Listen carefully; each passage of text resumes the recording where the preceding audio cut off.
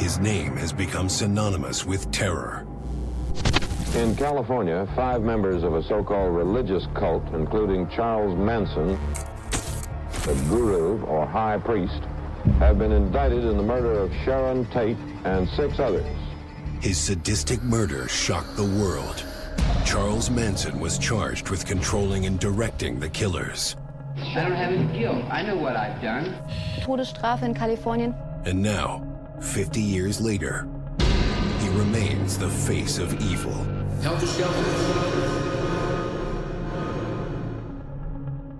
From behind bars, he seeks out his final victim, his own family. You have a prepaid call from an inmate at the California State Prison, Corcoran. Searching for closure from a criminal who shares the same blood. My grandfather, Charles Manson. I wish I could be you in what I'm doing. It's hard to look back and know where you come from. I did not want my son around that. I didn't want him to think that that was in him, because that would have been his bloodline. What's going to happen to me? Am I going to kill somebody? Is this in the family tree? Is this in the genes, in the blood? I want to face him face to face. I want to know the answers, because I'm sick of feeling lost. No matter who he is, he's still family. Understanding me is understanding yourself. The reality is me.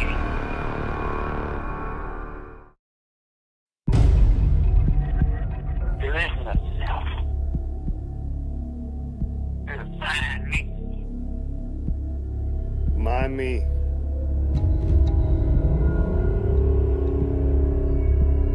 Find me.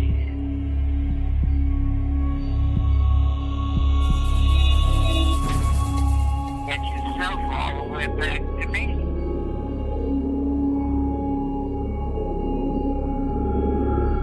I want to update our breaking news right now. Charles Manson, one of the most notorious murder masterminds in U.S. history, has died at the age of 83.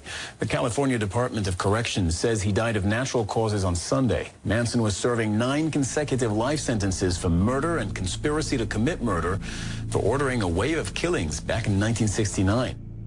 At 8:30 this morning, Winifred Chapman, an employee, came to work at 10050 Cielo and found several bodies in the house, and immediately the police were notified.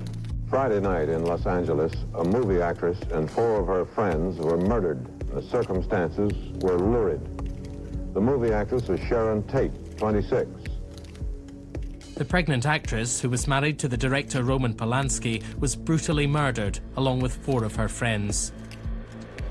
Charles Manson is the quintessential, most notorious murderer ever. Helter Skelter was the name of a Beatles song, but for Charles Manson, it was basically, Armageddon. His interpretation was there was going to be a race war, and it would be blacks against whites, and the blacks would rise up and defeat the whites, but they wouldn't be able to run the world, and Charlie would rise up out of the desert, and he would take over everything. A short time later, not far away, a middle-aged couple was found murdered in similar circumstances. The so-called Manson family killed again, tying up and murdering a wealthy couple. He wanted to show that the beautiful, rich people needed to be killed, murdered 2 more people for a total of 7 horrible, mutilated stabbings and killings. Los Angeles police have connected some members of a nomadic gang with the murders of actress Sharon Tate and others. Sharon Tate was 8.5 months pregnant, and she was just picked at random. Manson didn't know her. None of the family members knew her. Sharon Tate begged for her life. She said, "Please don't kill me. I just want to have my baby." And Susan Atkins said, "Look, bitch, I don't care about you or your baby. You're gonna die, and you better be ready for it, and I don't feel a thing about it." Susan Atkins had dipped a towel in Sharon Tate's blood and then wrote "pig" on the front door. Yeah, it was definitely a gruesome scene. All the elements are present for one of the most sensational murder trials in American history. He was a detestable excuse for a human being. I mean, Manson was in it for Manson. Everyone else existed to do his bidding by becoming famous for the murders. The shaved heads and the X's in the courtroom when Charlie would nod and they would say the same thing in unison. I mean, I've never seen anything quite like that. Today, the judge formally passed sentence on Charles Manson and his girls. The death penalty, he said, for 7 senseless murders. He said not only was the sentence appropriate, but almost compelled in this case. So, death in the gas chamber, he said. Do you believe that there should be a death penalty? A death penalty? Yes, for someone who commits a murder or something like that. Aren't we all born to die? Charles Manson was originally sentenced to death, but in 1972, the death penalty was overturned as unconstitutional, and so he and the rest were then commuted to get life sentences. Yeah, I'm going back down in an old hole. How do you feel about this video?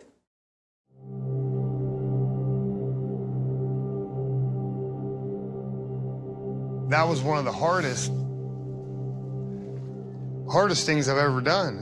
Was just to get my grandfather to the funeral home. I'm gonna get out of your way. I'll let you guys have your time together.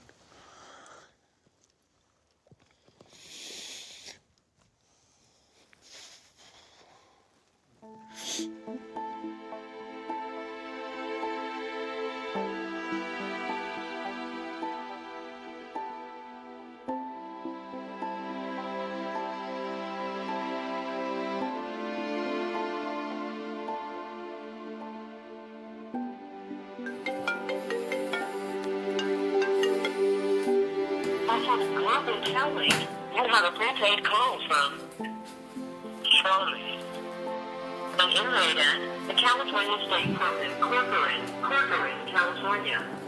To accept this call, say or dial 5 now. What's going on? If we could communicate, I could show you another level of reality that has never been accepted. Yep. Don't carry a bunch of trash around your head. I sent you a postcard. Anything, I'll trick you. I'll trick you to tie you up. But I don't think you can get to me. Because I'm too deep. See it? I see it. We'll call it a prison. These fucking assholes. They don't realize what they're going to get for it. That's it. Conversation over.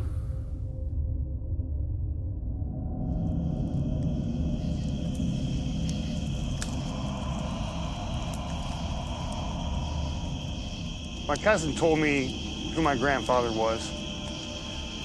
I was young, I really didn't understand it, so I went home and asked my mother. She asked me not to talk about it. It was just something that I never talked about. And nobody else in the family would really talk to him about it. I didn't want him to think that that was in him, because that would have been his bloodline. I did a little bit of research, and they talked about a cult leader, people were killed, and I saw the swastika and the crazy talk, all this dramatic stuff, and I thought, is this part of who I am? Charles Manson is serving his life sentence for murder in San Quentin prison. That is where we talked with him. He never heard you express remorse. Have you never felt it? Remorse for what? You people have done everything in the world to me. You know, if I wanted to kill somebody, I'd take this book and beat you to death with it, and I wouldn't feel a thing. Believe me, if I started murdering people, there'd be none of you left. I couldn't imagine what it would be like to be related to Charles Manson. I'm just curious, how do you go through life with that name? Charles Manson is part of my bloodline, and I don't have a choice. I have to live with that.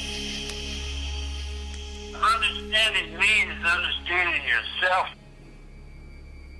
The reality is me.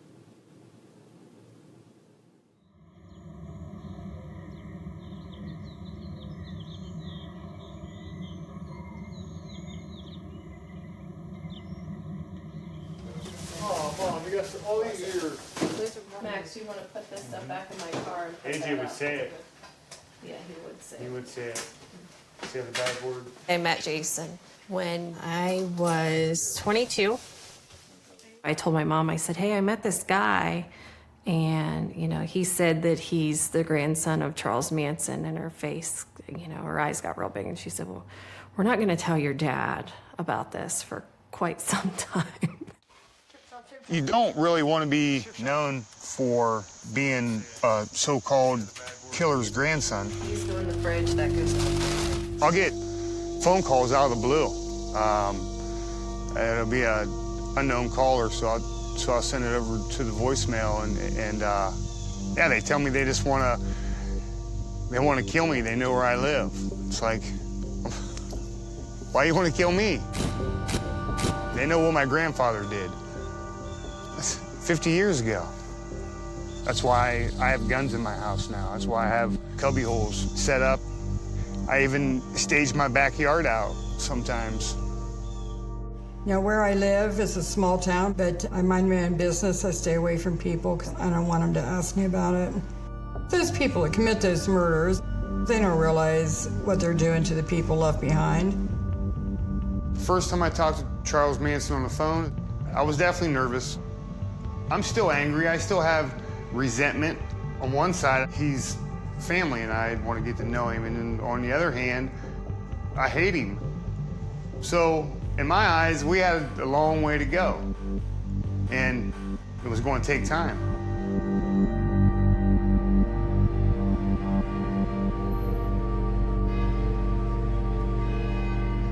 My grandfather's famous in California.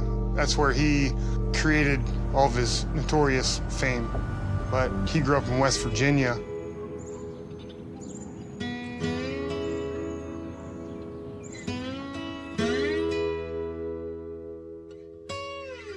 Charles' mother was Kathleen. Her mother had not very much to say that was good about her. I heard that she had quite a bad reputation. She would lure men home, and then her brother would beat them up and rob them. Kathleen Maddox was a girl who liked to have fun. And Kathleen just wanted to go out and drink and party. She had a very religious upbringing. Her mother was Nazarene. Kathleen was only 15 when she got pregnant, and her lover at the time, Colonel Scott, was 24, and he didn't want to marry her. So he left, and she ended up an unwed, pregnant teenager, and so she had to go and find a husband, which she did 4 months before Charlie was born, and they got married to give her son a name. Kathleen was arrested with a roommate and her brother, Luther, for basically taking this guy in a bar, dancing with him, and then saying, hey, let's go party. They grabbed a ketchup bottle, filled it up with salt, hit him over the head with it, stole his car, and left him by the side of the road. Charlie would go to visit his mother at the prison, and she told him that she was cleaning the area where they were executing prisoners, and she hid in a closet and watched one. So when he was ultimately convicted and sent to death row, that memory really resonated with him and came back to actually have an impact on his life. And I also knew that she didn't want to take care of Charles. She put him in a home, and when he ran away, she took him right back. So he didn't have near the life that you'd want for any child. Charlie was in reform schools, juvenile detention facilities, because he just kept stealing cars and running away and escaping. And in order to punish him, the only thing they could do was send him to a more secure facility. So while he was in these institutions, he got an education that was entirely different from that the rest of us get. So his grandmother agreed to let him live with her if he attended church, because that was important to her. And that arrangement was what brought him here.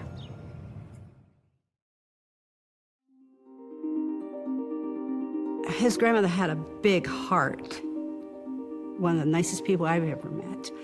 And it was evident that she cared a lot about Charles. He was only with his grandmother through the first, maybe part of the second grade. I think anybody would have loved to have her for their grandmother. She knew her Bible backwards and frontwards, and that would have been the saving grace for Charles if he had listened to her.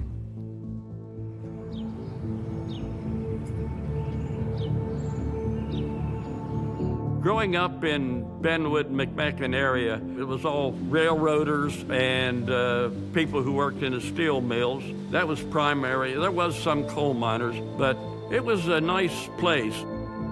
It was a good town to grow up in. I met Charlie actually one time. I happened to be on Marshall Street in front of Joseph's confectionery, and Charlie had his back up against the confectionery, and we were just talking, but the thing that made an imprint on me was the fact that he had a machete.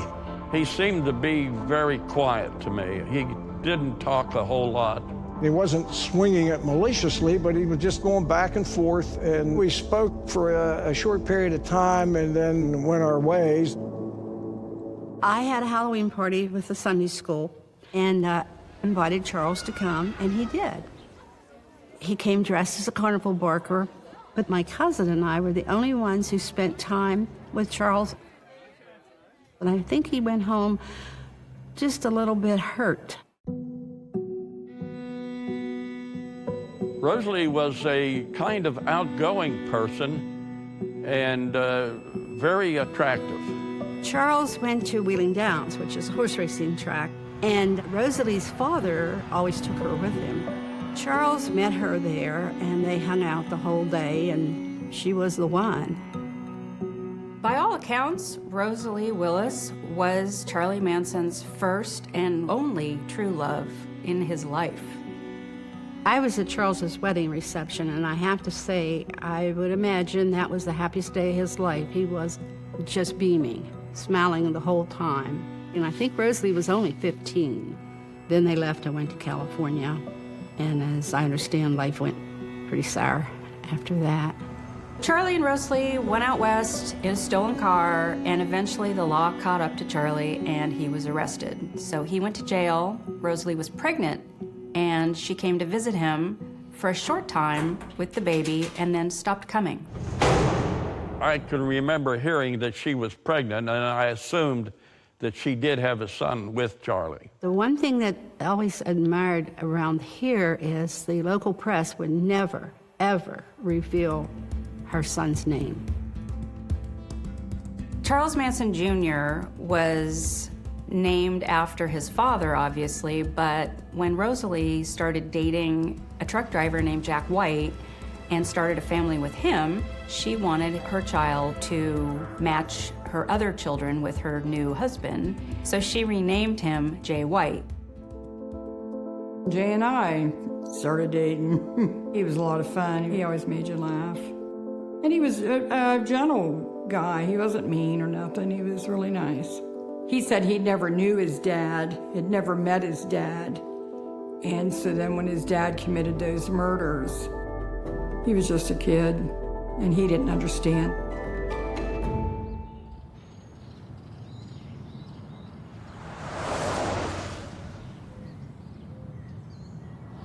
When I met your dad, I met a boy named Jay White. That's what he called himself. Jay started telling us that his dad was Charles Manson, and we didn't even know who Charles Manson was. Yeah. Because, you know, we were just kids. I never thought much about it. Yeah. Then when I went up to Cadiz and met Jay's family. Oh, so they admitted to it there at that point? Mm-hmm. So the thing is, when Jay went to get his driver's license, his ID had to be Charles Manson Jr., because you can't go by Jay White legally. Right. I didn't think it was legally changed. No, not then. No, it wasn't. It wasn't legally changed. And to be honest with you, he had two Social Security cards, one in Jay White and one in Charles Manson Jr. Now, how he did that, I don't know. I don't even know how his mother did it. I don't know who did it. When anything legal come up, he had to go under Charles Manson. Oh, he had to? Holy cow. So then when he got a job in the coal mine, he had to go in under Charles Manson. We were never married. Uh-huh. And he just wasn't there when you were born. When he was little, his father was my husband, Dink. His nickname is Dink, but his real name's Glenn. I just told him that he had a different dad, but he lived far away and wasn't able to come and see him. At a young age, I didn't really understand why he wasn't around. I grew up knowing that I had a biological father, but he didn't engage in activities with me. I can't say that it was very troublesome at that time because my stepfather filled that void. All I ever heard was my grandfather. He's a killer, he's a boogeyman, he's a cult leader, he murdered all these people. It was such a horrific murder that it dominated the headlines at the time. A family of crazy people who were under the influence of Charles Manson, that he was able to convince them to do this. It was just a shocking incident. There was so much hatred for Charles Manson that anytime my father's name came up, it like the house exploded, shit shut down. It's like, it can't be talked about. You know, somebody give me some answers. Jay told me that he tried to see his dad, but his dad wouldn't see him. You know, if that's true or not, I don't know. But I believe that he did write to him or try to see him. The older your dad got, and the more he talked about Manson. I didn't want him around you because I didn't want you around those kind of people. Like why or what? You know, what do you... He couldn't understand why his dad wouldn't see him. He couldn't understand why his dad wouldn't answer his letters. He wanted to see him because he wanted to meet his dad and find out why he never had a dad. Well, it should be pretty evident why you don't have a dad. He's a criminal. He's in prison. It hurt him the most in his lifetime, but I didn't want him shoving it over onto you because you just grew up completely different. You had a mom and a dad. We had a family. And that's something Charles didn't have, something Jay didn't have. So I was actually happy as you got older that I didn't have to deal with him. Oh. But I never said it to you. I never wanted to run your dad down in front of you or nothing. With the Tate LaBianca murders, those choices snowballed into my family's life, right? They snowballed right into my father's life. He didn't ask for it. He was born into it. As a father, I think of my children. I want to be in their lives because I know what it's like to not have my father in my life. I met Jay in the probably mid-70s, just going into the bar with my friends after work. And at that time, the Manson murders were only 5-6 years ago. You could actually tell from, after you got to know him and talking to him and stuff, you could see there was a lot of anxiety that he was definitely holding within. I didn't realize that he fought so many demons. When my father would come back in town, I would get a letter, I'd get a card, I'd get something for my birthday, I'd get a Christmas gift. He didn't know how to be a part of my life. He didn't know how to be the father that a child needs. Maybe he personally saw things in himself like, hey, that's way too much like my dad. And I think maybe that might have scared him. Several times I've personally heard him say, how can I go on being Charles Manson's son? It was in the afternoon, my freshman year, and they pulled me out of school. I didn't know why yet. My mom didn't come pick me up. Nobody told me what was going on yet.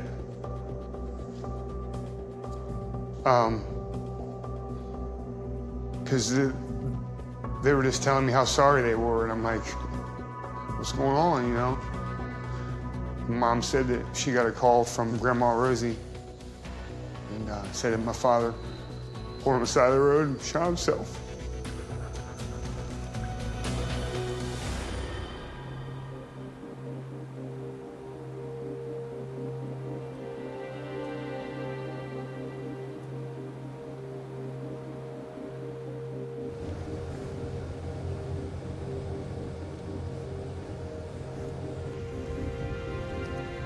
I was angry after my father's death. There was a lot of unanswered questions, emotions that would come up out of the blue. I couldn't believe he would do something like that. I was shocked, really shocked. On the day that we buried him, I remember Grandma turning to me and looking at me and saying, "Now it's buried." She said, "We're putting a rock on top of it." End of story. I don't ever want to hear his name again. And I didn't understand what she was talking about because I was only a freshman in high school and I didn't even know how to accept the death of my father yet. And it's very confusing for him why normal kids get to have regular grandparents and parents, and not only has he not seen his could probably be one of the biggest villains in the country. So it was tough for him to even talk about.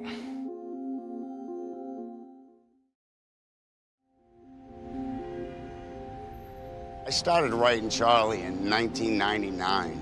It was more like, I wonder if he'd write back. It was curiosity. I wrote a poem entitled The 5 Cold Tears of San Quentin. It touched him enough to write me back, ask for my phone number. I gave it, and he called, and the rest is history. We've just maintained this friendship. I got a phone call, and Charlie said, "Hey, man, I need a favor." Charlie likes to send you on these missions. Manson asked me to find his son, Junior, because there was a rumor that he had committed suicide. And I think Manson was looking for confirmation because he didn't believe it. There was no proof, he said. He's out there, there's no, find him for me. So when I did, and sure enough, it led me to Colorado. I had to pay, I think it was like $14 for a copy of the death certificate, and right on the death certificate, it's got the same date of birth, AKA Charles Manson Jr., Jay White, and I sent it to Charlie.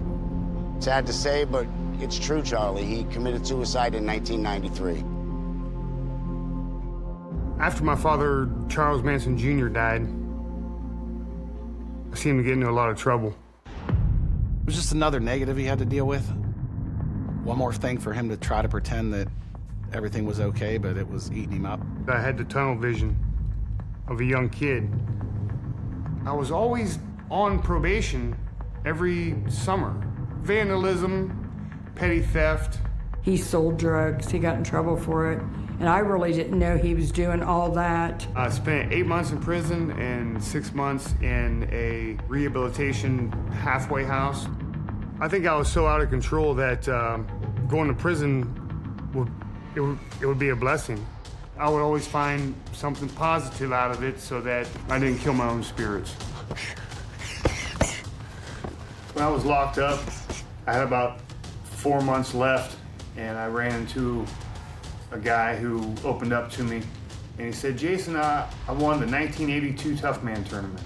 And I'm like, "So you fought?" He's like, "Yeah." He's like, "That was a big achievement for me," and he's like, "Nobody can ever take it away from me." I'm like, "Yeah, that's awesome. You know, he won the championship." I'm thinking, it's like, man, Freeman, you're more than this. You're better than this. Lift yourself up out of where you're at. When I got out, I made a new goal that I was going to get into boxing and mixed martial arts. Moving on to our second of 3 main events, Jason the Freebird Freeman. I had heard about Jason just from his fight career, but I hadn't met him. I didn't know who he was personally. I was 22 and I was bartending. A friend of mine had bought this establishment and we weren't open yet, and there was this knock at the door. So there stood these 3 big guys wanting to come in and eat wings, and one of them was Jason. So he was there all night flirting with me, and every time I would serve him a beer, he would, tip me $5, $10, $20, whatever it was. So yeah, I think he pretty much bought me the first night. It was about a week into us dating. He said, "Well, you're gonna hear something." And he said, "I'm just gonna tell you now." He said that my grandfather's Charles Manson. He didn't get into a whole lot with me because we were so fresh in our relationship. I'm like fighting my way out of my hometown. and fighting my way away from my past. It feels like a family tree has a branch around you, just slowly taking its time to suck the last piece of breath out of you. Well, at the end of my career, I realized that I had to grow up and get a real job. So I could either go in a hole and work in the mines, or I can go up high and work in the oil field. And I thought, well, you can't bury a Freebird underground, so I had to pick the oil field. At that time, Jason's stepdad was still alive. So it was kind of something that I understood wasn't talked about. It wasn't until Jason's stepdad passed away, and then it seemed like more and more and more he felt more free to talk about his real dad and then talk about his grandpa. So I didn't learn about a lot of his life, of course, till later on. I knew it was a matter of time before it did come out. Those things are going to surface. I wanted to be that one to let it come out. You have to be awful comfortable in your own skin. If that's a decision you made and you want to go public with it and acknowledge it, you have to be 100% sure why you're doing it and to be able to walk down the street with your head held high, because you can't put that genie back in the bottle. Once you say you're his grandson, that's it. Today, this member of the real Manson family says, enough. I am who I am. You know, I'm not something that he was. CNN was working with Matthew Roberts, Lentz, for quite some time. And he claims to be a son of Manson, alleging that his mother was involved in this wild orgy with Manson. Roberts tried to get a DNA match with genetic material from Charles Manson himself, but the samples were contaminated. But there is another way to establish the family link. Matthew Roberts and Jason Freeman, if they're related, will share Manson's DNA. They had us on camera to see if we're related. And I thought I was going to see my uncle. You know, I thought, I mean, he looks like he's got the big old bug eyes. And we determined with scientific certainty that you do not share a common biological ancestry. No match on any level. But everything has a reaction, and everything has a ripple effect. Being on CNN with Matthew Lentz for a DNA test, the ripple effect worked its way all the way to my grandfather. A buddy of mine called me and said, hey man, you need to turn on this news channel, quick. And I said, why? He said, man, do it quick. So I turned it on, and sure enough, there was Jason Freeman. In the caption below, it said, grandson of Charles Manson. And right away, I said, well, here we go again. And just another guy claiming to be related to Manson. But what stood out to me was when they asked him about his father, Charles Jr., and here I see this 6-foot burly cage fighter crying, there's some real emotion there. So I found him. I wrote him a letter. I got a letter from John Michael Jones, just opening up and pouring out his heart. I call him up and I'm like, hey John, this is Jason Freeman. And I'm like, hey man, hey, I'm glad you called. I says, let me introduce myself. I'm a friend of your grandfather's, and you know, he asked me to reach out to you. He opened up and shared with me how he really truly loved my grandfather. Manson called not even a night or two later, and I says, hey, you're not gonna believe who I talked to. He's like, yeah, who's that? I said, your grandson, Junior's kid. Junior had a kid. I said, okay, he's got pictures of Rosalie, he's got pictures of Junior, death certificate, birth certificate, and he got quiet. He's like, pictures of Rosalie. I'm like, he's got pictures of Rosie, Charlie. He's like, yeah, but are they pictures that, I said, no, these are pictures I've never seen. He's like, you've never seen any of them? I said, none of them. It's him. All right, I need you to find out more about this guy. I said, I already did. I already talked to him on the phone. Oh, so I mean, what's he look like? Who's he look like? Is he fat? For some reason, that was important to him. How many kids he got? You know, what color hair do they have? Does any of them have freckles? Like what kind of questions are that? Like freckles. But then as I started to ponder that after the 15-minute phone call, I started to think, those are grandfatherly questions. you know? So I started to slowly feel Charlie accept Jason. Most people's childhood memories are their grandpa bouncing on their knee, or grandpa usually teasing their grandsons, and Jason never had that from his biological father, and never had that from his grandfather. So I think it's Jason's inner need to connect with his roots. I hope to get Jason one step closer to meeting his grandfather. It's important for me to do that because I think it's going to benefit Charlie just as much as Jason, if not more. You have a prepaid call from an inmate at California State Prison, Corcoran, California. The first time I talked to Charles Manson on the phone is when I was in the oil field. It was a little loud, but I made sure that I was on time by the phone, because when you call from prison, you get one call. So my grandfather's first conversation, he started venting about his case. He actually informed me of a lot of what he thought, that his rights were taken from him. He was wrongfully accused for the murders that he wasn't present at. So he was informing me of the rights that were pulled from him back in the 70s. How comes the court shirked and turned their backs on me and wouldn't give me my rights? When it come to defense time, they said, we're taking too long, and this covered it up and told the public another outburst, another Manson outburst. What defense did I put on? What witness did I call? Did I call one witness? Yeah, I got peace. But until everybody's got peace, I can't have peace. In other words, I got you. But I can't have you until everybody else gets you. And then when everybody else gets through with you, then I'll get you. I was still angry about my father's death, and I was pointing that finger right at him. When Jason was interacting with Charles, I was really shocked. I didn't like it at all. He was a grown man. I guess I can't stop him, but I did not like it. I really wanted to know what they talked about. Like, you don't tell him where we lived or anything. I mean, the fact that he was in California, I was good with that. Like, I know he's not coming here, so, you know. I like for us to keep talking more. I like to record our phone calls. Yeah, haven't you been doing it? As we continued phone calls for the first year, that was, one of the hardest things of my life. In the beginning, they were both very standoffish. I think first, Charlie has a lot of people who want to contact him and do contact him, and then Jason was kind of at a loss, what do I even say? So he was struggling to carry on conversations. Did you do what I asked you?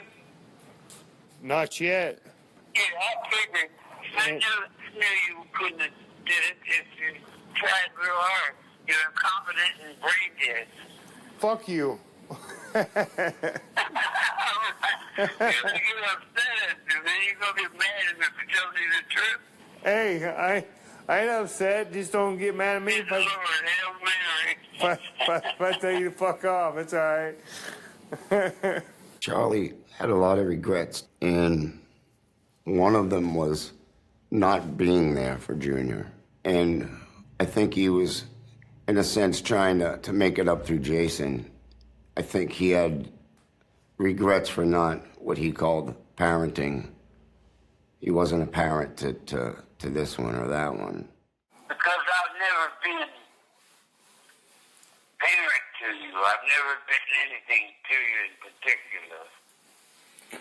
Well, we haven't had that chance to, until now, to understand each other more. And well, understanding me is understanding yourself, and you're a long way from that. it was hard not to place all that anger and the death of my father on his shoulders. I thought that my father couldn't handle the pressure of who his father was, and that's why he killed himself. Imagine a guy that would commit suicide because he couldn't stand what somebody else did. That guy must have been he was really warped, man.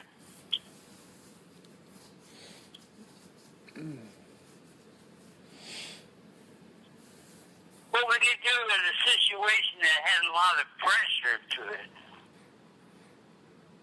Are you asking me that question? Yeah, well, you knew the guy. I didn't know him. As we got to know each other, and he told me that he didn't get the messages, he didn't get the letters, he didn't get the stuff from my father that was sent out there. He said that there was so much going on, and there was so many people, he didn't know who was who and who was real. And he just didn't want to bring him into that same darkness that he's created for himself. You had a prepaid call from the California State Prison, Corcoran, California. Only I can lock me up. Everything in the world is in my mind. I rule me. Me's all there is to me. See it? Last year, we were in my garage, and Manson had called him, and he put him on speakerphone. I'm everybody. I'm everywhere. I'm everything. I'm nothing. I never was. I've always been. The paradox is like the double entendres that are one way and the other way. I know, but I don't know. I don't know that I don't know. If I don't know that I don't know, how could I know what knowing is? I started thinking to myself, here's my buddy who's chased this and trying to get some answers and some soul searching, and this is the conversation that he gets with his grandfather. It wasn't much of a conversation. It was just Charles Manson talking. I could tell you things about spiders and solitary confinement that you wouldn't believe. You can't be too smart. You've got to be on a low-life level to understand a low-life consideration. At that point, I didn't know how good it was for him emotionally to continue to make these phone calls to the prison. But it also wasn't my business. My job was just to support him. I tried to tell my son that. I said, Jason, he's a criminal. He's always going to be a criminal. He just is who he is. Just from what you see on interviews and stuff, how crazy he talks. Kids, see, it's your life. It's not mine. I'm just another guy walking down the road going, how many times I got to go through, where's God at? She said, I've got a face, my principal. What is it?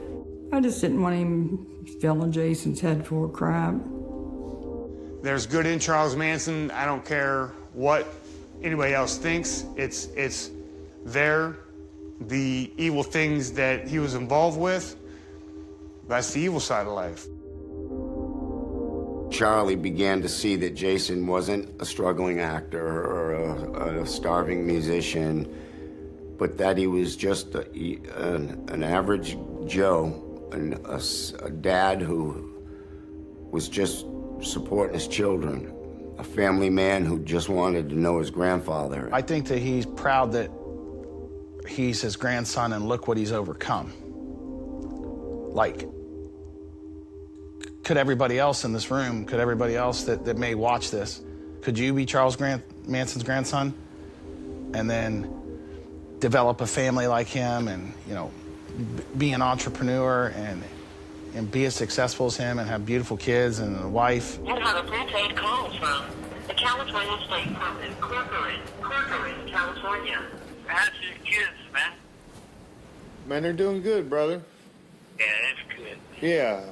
Well, I mean, they're going to grow up like the kitchen, man. At first, I would, he would be talking, oh, here's my wife, Audrey. I mean, he was as close to normal that you can include in the same sentence with Charles Manson, but fairly normal. Who are you going to vote for? Me? You're going to vote for Trump? What about Hillary? Because you're doomed if one wins and you're damned if the other one wins. So in the beginning, he didn't start talking to the kids. It wasn't until after Jason and him had kind of developed a relationship, and then he wasn't the crazy monster that he was made out to be. I don't like the thought of the kids knowing stuff. He would call our house, you know, the kids would talk to Charlie on the phone. It was just kind of like, hey, your grandpa's on the phone. Yeah, they reflect you. That's why I have to keep myself in check, because my kids are following what I do. You're working regular? That's what counts. You got kids, you gotta have that job, man. Take care of your kids, take care of your family. Take care of yourself, that's all you got, man. Yeah. You certainly don't have me. I get it. Yeah, I'm a cold dude, man. I feel hard like a mother. I leave you sitting in the cell and I'd be up on a train. I'll be in your back pocket. Yeah, I ain't going nowhere. Jason never looked at it like he was talking to a cult serial killer. He was always talking to his grandfather. I'm his grandson. I can't look at him as just being evil. Overall, I think Jason came out of those years with some sort of connection with his grandpa. Well, I'm looking for some relief from this dilemma that I'm on the horns of this devil I'm riding over here. I'm trying to figure out a way to get out from underneath this bullshit, and I can't find a way. Well, however I could contribute to help my grandfather, I would do that, because because if you're family, you're family, and nothing comes in between that. It wasn't a goal at first. It wasn't like something that off the top of my head I'm like, one day I want to see my grandfather. I know my mom's asked me in the past, hey, do you ever want to see your grandfather? And then I didn't have a reason to. I supported him in whatever happened. So if he wanted to go, I was supporting that. If he didn't want to go, I was supporting that. As I got older, as my kids grew, and as my kids got older, I think of my father, I think of my grandfather, and just kind of rolls full circle. And why wouldn't I want to meet him? He had COPD. He had a bad heart. He was complaining of all different kinds of things. But mainly the cancer weakened him. He was bleeding a lot. You have a prepaid call from an inmate at the California State Prison, Corcoran, California. Hey, Grandpa, I'm supposed to ask you for a visitation paperwork so I can come and visit you. Yeah. I want yeah, Let me explain something to you, man. Okay. You're a cage fighter. You understand what it's like to fight for what you get. All right. When I came to prison, if you want to visit, you go to the front gate and you tell the guy I want to visit Charles Manson, and they can't stop you.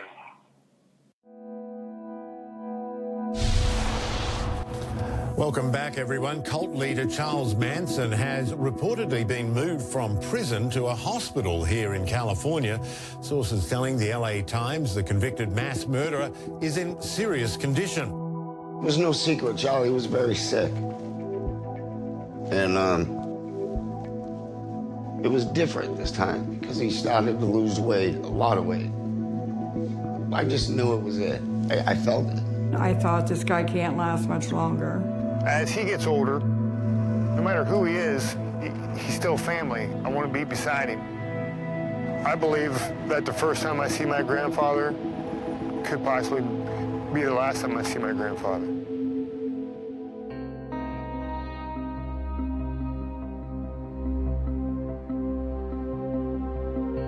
Jason's ready to go to California. And you know, it's almost one of those things when you feel in your gut that you have to do something and it's got to be fairly quickly. That's how he feels. I just couldn't sit at home anymore, working every day, knowing that he's on his deathbed, in and out of the hospital. The major thing is preventing Jason from seeing Charlie is the so-called list at the prison.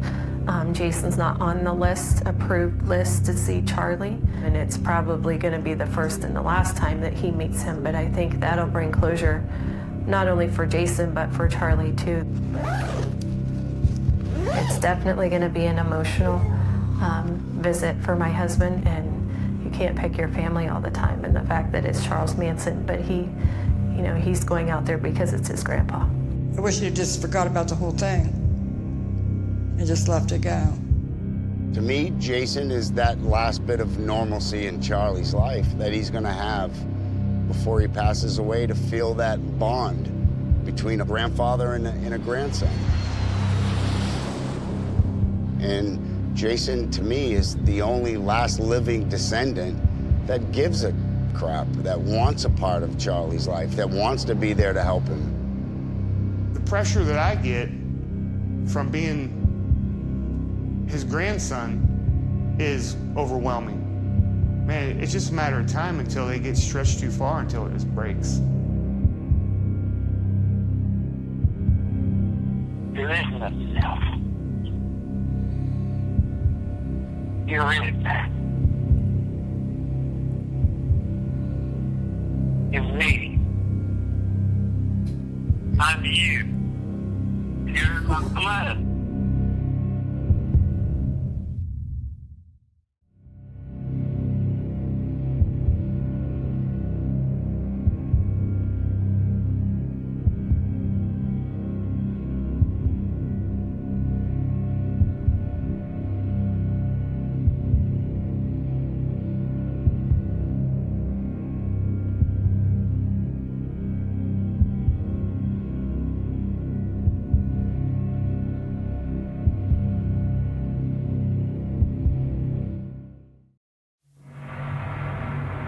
His name has become synonymous with terror. In California, 5 members of a so-called religious cult, including Charles Manson, a guru or high priest, have been indicted in the murder of Sharon Tate and 6 others. His sadistic murder shocked the world. Charles Manson was charged with controlling and directing the killers. I don't have any guilt. I know what I've done. Todesstrafe in Kalifornien. And now, 50 years later, he remains the face of evil.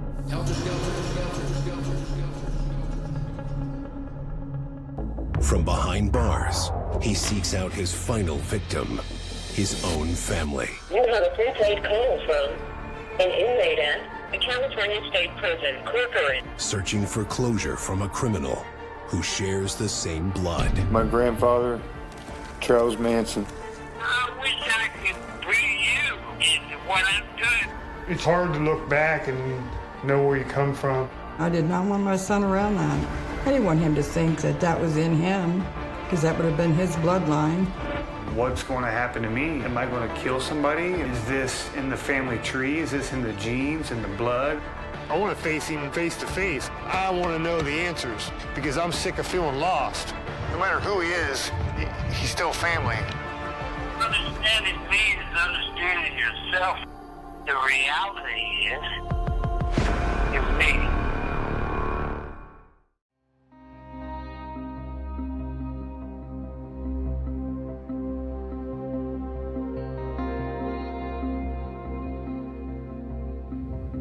The thing that was going through my mind coming out here was he could pass away while I'm out here. The way most people are going to look at it is, why would you take your time to go see Charles Manson? But in my life and in my world, it's way different than that. I was there for my grandmother, I was there for my father, I was there for my dad. I was at their deathbed. He won't stop with Manson. He's going to do what he's going to do, and I can't stop him. If my husband was alive today, there wouldn't be none of this, because he just flat out said no. Hey, Mom, I just wanted to call you and just tell you how much I love you and how thankful I am that you're so supportive with me, you know, with everything I'm doing. Well, Jason, I wasn't. And then, you know, I thought about it, and I thought, well, he is an old man, and I just didn't want him trying to twist your mind or think, because I know the things he says on TV are off the wall, and I just didn't want you involved in that. Yeah. But you're a grown man, and he's an old man, and I don't see the harm anymore. Well, I think if you do get to see him, and I hope you do, and for his sake, I hope he gets to see you. Yeah. And I hope you have a good visit, that it'll put some closure on a lot of this. Yes. I gotta go, Mama. Huh? I gotta go. I'll talk to you soon. Okay. Love you. I love you too. Bye. I had fought with Jason over all of this for a long, long time, till I finally just gave up. There's something wrong with him, people.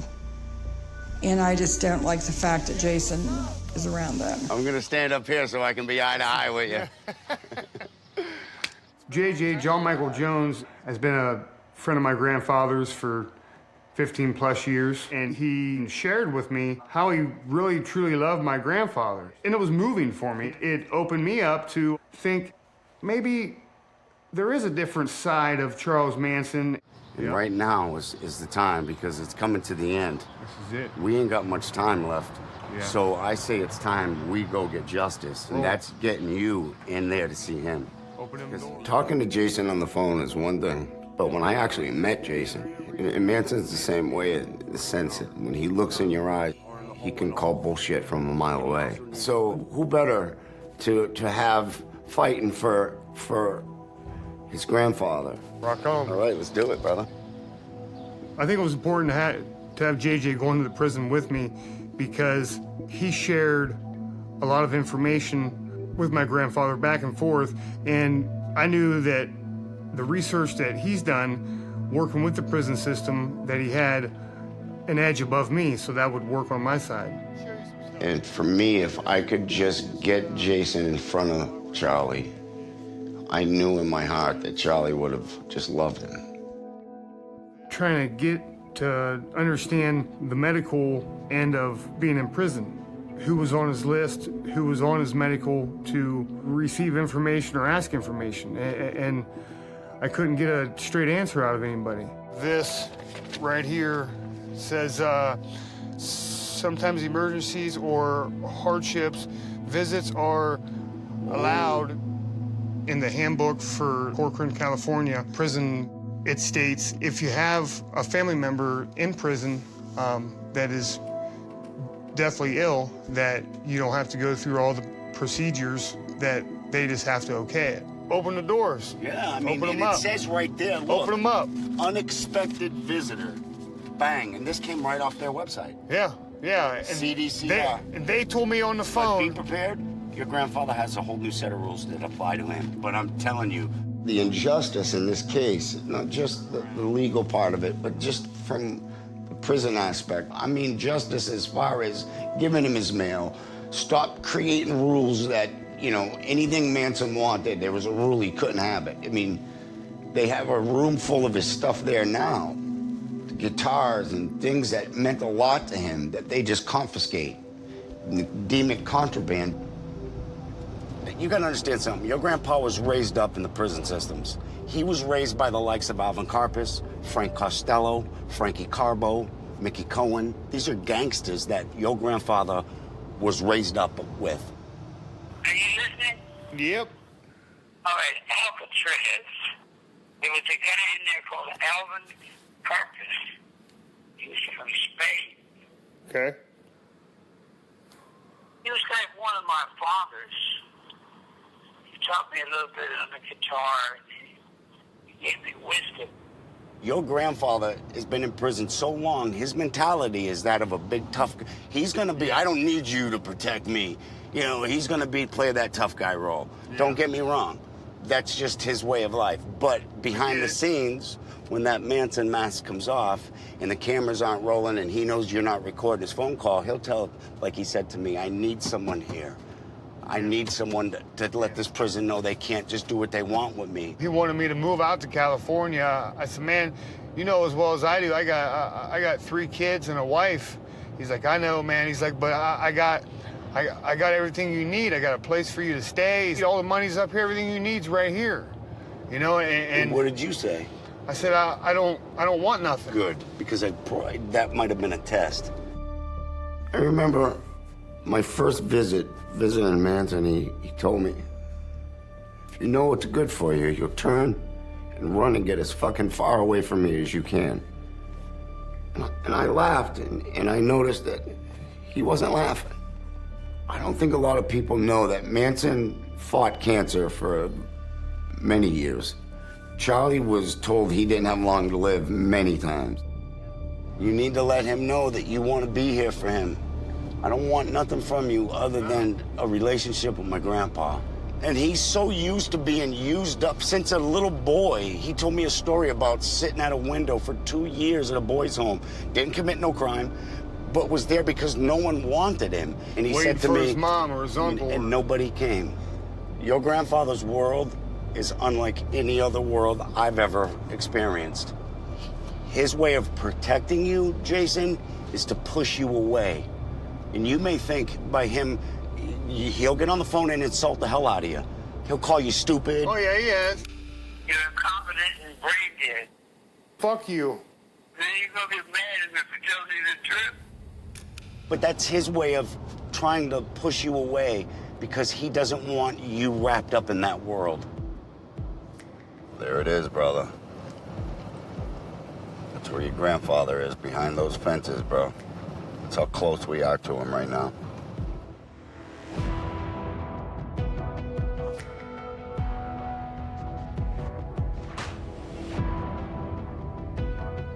All right, bro, Corcoran State Prison.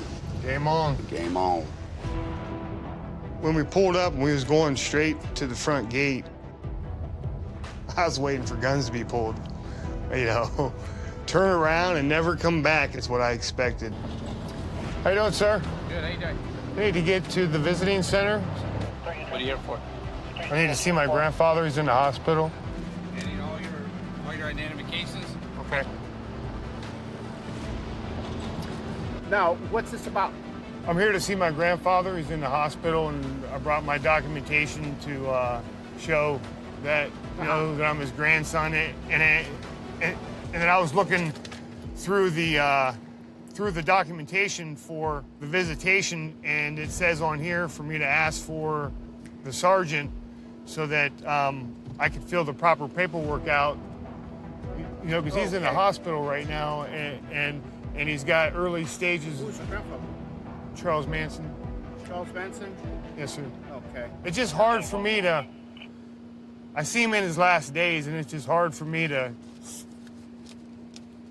see what's going on and not be able to help him and be there for his. And yes, and I understand that, but we still got procedures we got to follow, and you still have to go through the process of getting cleared through the visiting and all that. But once you submit that paperwork, I mean, you can come every weekend, no problem. Oh, beautiful. Yeah.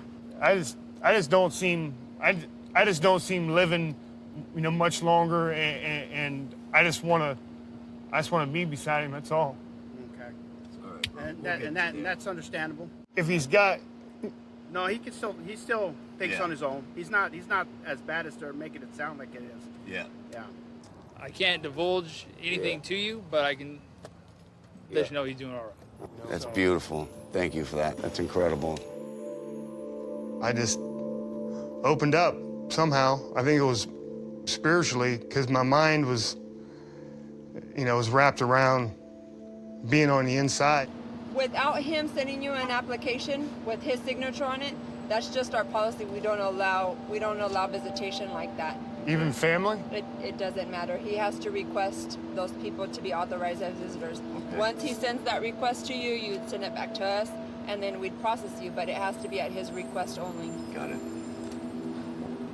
We can't force him to take a visit with somebody. No. And no. I'm not, and that's what I'm saying. So No, if I just took your application, that would be me forcing him. You know what I mean? He's in the hospital. He's on his deathbed. You know, like I had everything. I had all my documentations from when I was a boy to link everybody up to who my father is. And, you know, my grandfather had his set of rules at the prison, and everybody else had their own. I'm so proud of you right now, bro. You're getting me all choked up. I had to open up a little bit. I know, but listen, but you know and I know why we're here, and it's for the right thing. It's to love him in the final stages of his life, to let him know someone's here that cares. Yeah. You know what the best feeling was, though? Right before the conversation was over, man, the one guard looked at me and said, Jason, I want you to know that your grandfather's doing okay. Even though I'm not supposed to be telling you. I want you to know that your grandfather's doing okay. That's right, man. That was the best. You know, I looked at him with a whole different perspective and respect. It's going to get back to him that you were at this gate today. You mock my words. Mock my words. JJ's pretty good with his words and speaking from the heart, and I think it was important for my grandfather to know that him and I were out there. It wasn't just me, but it was somebody that knew how to get word to him. And I want him to understand that every step I'm doing is to benefit his last wishes. That's right, bro. You know, if his last wishes are to have his ashes in my corner, in my house, spread across the river, I'm going to do what he wants me to. That's right, brother. I just told him, Jason, if you don't do it, they're going to throw him away like trash.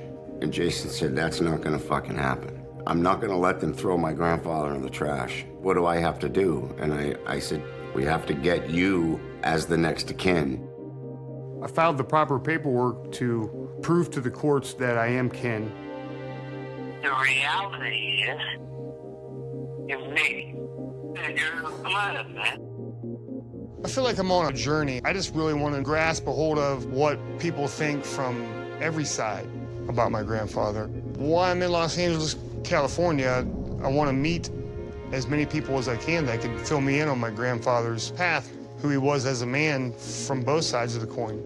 I want to figure out why people look at him as an icon, look at him as a god.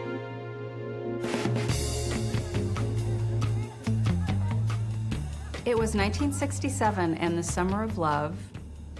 Charlie had just gotten out of federal prison in LA. And when it came time to parole him, he said that he didn't want to be paroled because prison was his home.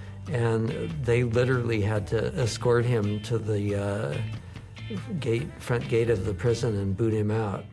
He took a bus up to the Bay Area and he was drawn to Berkeley. And Mary Brenner worked at the library at UC Berkeley, and she and Charlie met, and Mary got pregnant.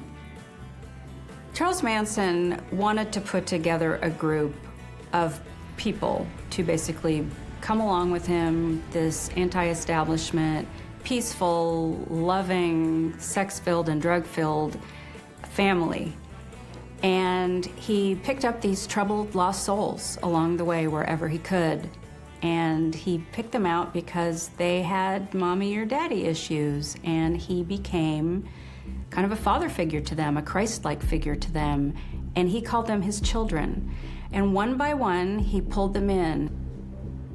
I met Charlie for the first time at a party through a couple of friends that took me there. It was magical. Charles Manson had, like shoulder length, wavy hair. He was in his early 30s. He was very playful, played the guitar. He was a fairly good musician, and I think he had some aspirations that he would make some money from his songs. Charlie used his music to help, indoctrinate us. He just had this way of convincing people of, who they were and what they could do for him and what he could do for them. and he had sex with them and told them whatever he thought they needed to hear, and they loved him. And so he just really was cutting us all off. You don't need your mom and dad. He loved, being super isolated. The place where the Manson family lived was actually a movie set. It was called Spahn Ranch because it was actually the Spahn Movie Ranch, and that was its official name, named after the owner, George Spahn. And in turn for living there for free, they helped take care of the ranch and took the horses for rides and gave trail rides to visitors, and basically lived on the farm in the middle of nowhere where they felt like they could live however they wanted. I didn't know who I was. I mean, I was so much, a Charlie follower at that point that I didn't have my own mind. He was definitely the one that led this group of people into doing what they did. Innocent people were murdered for the reason Manson and the family wanted to start a race war. The idea of someone striving as best that he could, nearly 50 years ago, to spark a racial apocalypse with Helter Skelter. Helter Skelter was the name of a Beatles song, but for Charles Manson, it was basically, Armageddon. Charlie was sure that the Beatles were like these four prophets that were communicating with him, that, Helter Skelter was coming down, the Blackbird song has something to do with the black man. Blood written on the walls of the Sharon Tate mansion, and somehow implicating black revolutionaries who would be happen to passing through the neighborhood or something. The one thing that we do know about Charles Manson is that he was racist. This crazy Helter Skelter scenario that some people today still don't believe is really true, but it came out in testimony, and Vincent Bugliosi ended up calling it in court Helter Skelter, but even Manson called it Helter Skelter. It was a real thing. I don't believe in Helter Skelter or Vincent Bugliosi's narrative. I never have. I believe he was convicted of things he wasn't guilty of. Here we go. This is you walking for the first time, basically on what... For me, to see this man, Jason Freeman, Charles Manson's grandson, and the only thing he knows is what I consider to be ignorance. I felt really, really super bad for him, and just because I don't believe that Charles Manson is that person. So here now we're coming down onto like the ranch proper, the famous view of the horizon. Billy is completely passionate, 100% on my grandfather's bandwagon. I think it's very important for me to understand my grandfather through other individuals who were close to him. The more I learn about my grandfather, the more I can learn about myself from the inside out. It's spiritual. Down here would be, the 2 rows of western towns, and then all the way down there, the horse corral. We had a driveway right here behind us. There's a very famous picture of Susan Atkins standing here on her tippy toes with the mailbox with those rocks behind her. Okay.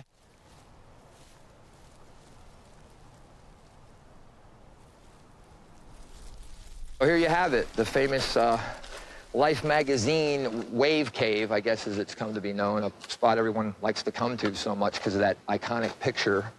Was my grandfather here for that picture? He was not here for the picture. That was after his arrest. Okay, the photographers came out here sometime, later and staged shots of the family at the ranch. Okay. And so that was that. So from what I heard, a story like a past mouth to mouth was that he said, "What, that rock over there? That was just a rock, But I imagine some people enjoyed this spot.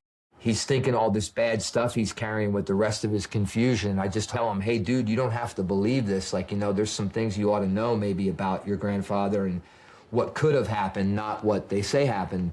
Talk about asking if any places have any special significance. I would imagine that this place would have held some of the best memories for him. Why don't you pull up a seat on the rock, man? All right. This rock? This is the spot where your grandfather and his friends would come most of the time to play their music a lot of the times at night. A spot where any musician makes their music. Yeah. is a really sacred spot to any musician, and this is a rock that has now come to be known as Charlie's Rock. Yeah, this is the spot where him and all his friends would come with all their instruments, party, play their songs, write their songs. I never thought as a kid growing up that I'd be sitting on the same rock that my grandfather played on. I'll tell you what, I'll tell you something else about it. You know, a rock carries vibrations, right? Almost like an amplifier. So if you think of your grandfather sitting here playing those songs, it's got to give you a rush. Did you hear some of the songs I wrote?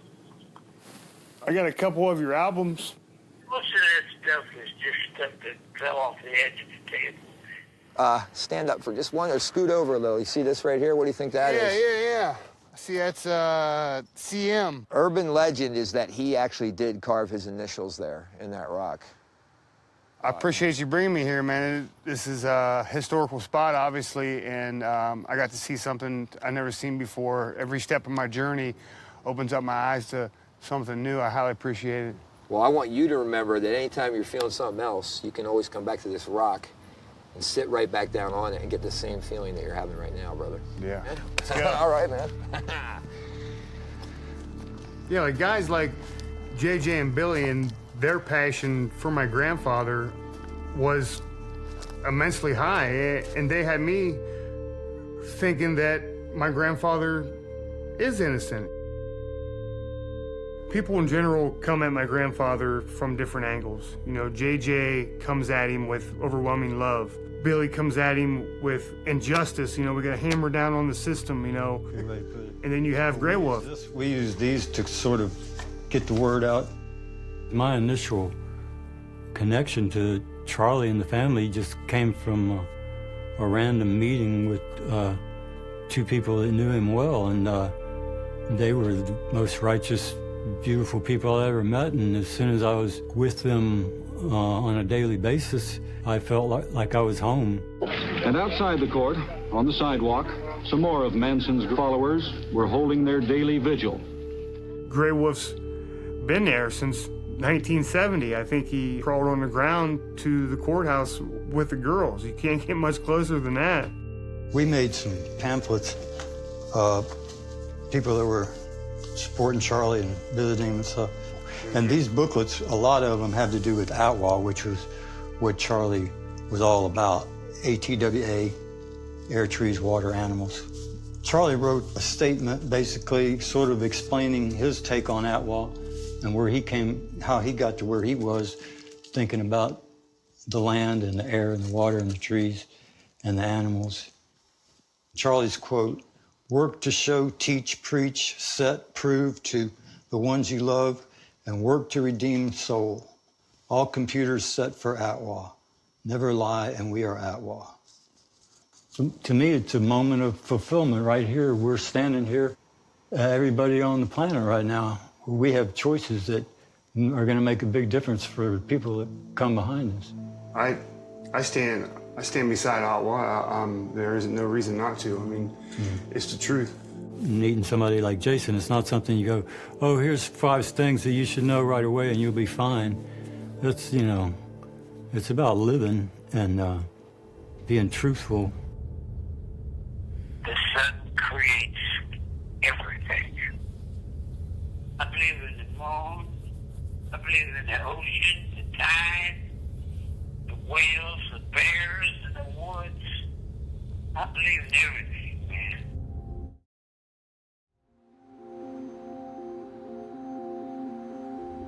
I'm going to introduce you to a guy that's known your grandfather since the early 90s. Not too many people know him better than this guy. This is George Stimson. He's the author of Goodbye Helter Skelter. Hi, Jason. Nice to meet you. Hey, George, nice to meet you, sir. Yeah. Well, I first met Charlie, I think, visiting in 1991.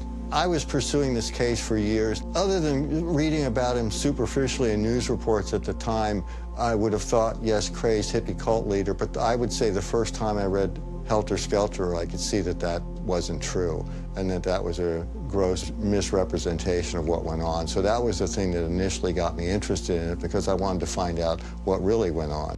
I visited him almost 200 times over 10 years, and so I had a lot of chances to get to know him in different circumstances and see how he acted different ways and I acted different ways. It's not like, you know, people say, oh, you went in and, you know, he brainwashed you into writing this book. And it's like, no, I don't want to put your grandfather down, but Bugliosi says he's a master con man, and I would have to disagree with that. He's not that good. You know, and that's part of the problem he got in trouble back then, was helping people out, having all those people around him and helping them, because that's his nature. It would be hard to summarize it except to say that he was not a cult leader. It was not a cult. He didn't have hypnotic powers over these people, that they were acting on their own. And they acted more as a result of circumstances rather than being told what to do by someone else. I held a grudge on him for the death of my father due to an article that was in the newspaper that, you know, Manson's son visits Manson and then he blows his brains out. He's very guarded with his emotions. He's very guarded with everything, really. You know, yeah, he wouldn't say to me anything about your dad dying. That's not really something that I need to know from him. So what can you tell me that would be something that I can hold on to?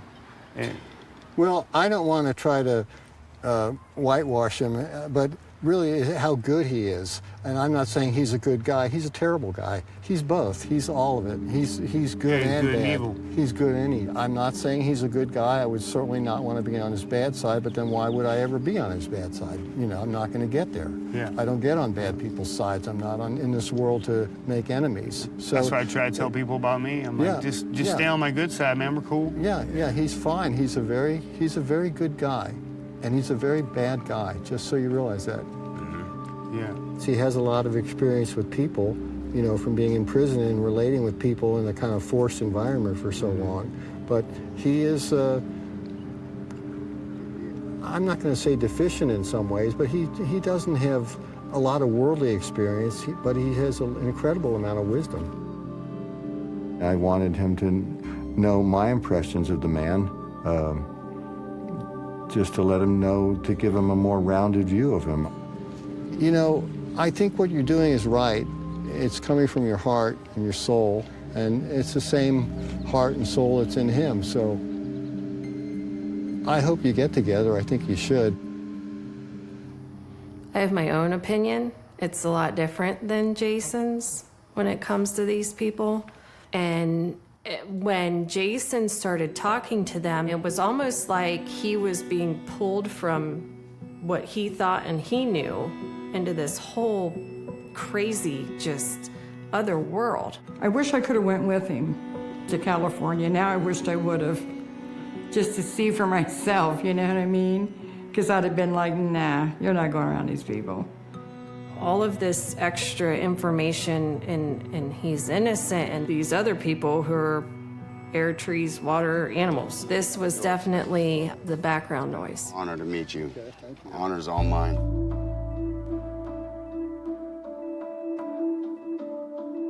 I get back from California. I just switched from one job to another job, the same profession. I got to travel back up to Ohio, back in the oil field, staying with my mom. My wife's back home. She has our kids. It's been difficult. Being on the road, it isn't easy. To accept this call, say or dial 5 now. They want to challenge you. They're going to say, you can't come in, we don't know you, you're not on the list, you're not approved. And it makes up 1,000 rules, man. You have to murder about 35 people before you can even start. Because I got ego trips that just despise me. They despise everything I'm about because they're jealous, coward, punks. I know that. You know, when I told JJ, I told John, I said, if I gotta knock somebody out to be beside my grandfather, I said, that's what That's what I'll do. I don't want that. No. Your grandfather don't want you doing that. Your grandfather wants you to raise your kids and have a good life. I'm doing that. Hey, did you get my visitation form yet that I sent to you? Did you get my form? No. No. That's what I'm telling you. I know. You're dealing with super bad people, man. I know that. These people swear they're assholes. They're triple assholes. Hey. I gotta go, folks. You have a good day. Hey, man, I love you.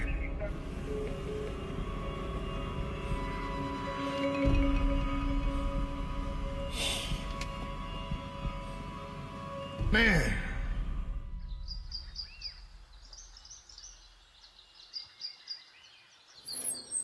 Bob? Yeah. I'm in here. What are you doing? Heating up stuff for your grandma. I gotta get her supper. Made it back in. I made it through another day. You made it another day. Uh-huh. All right. Love you. Love you.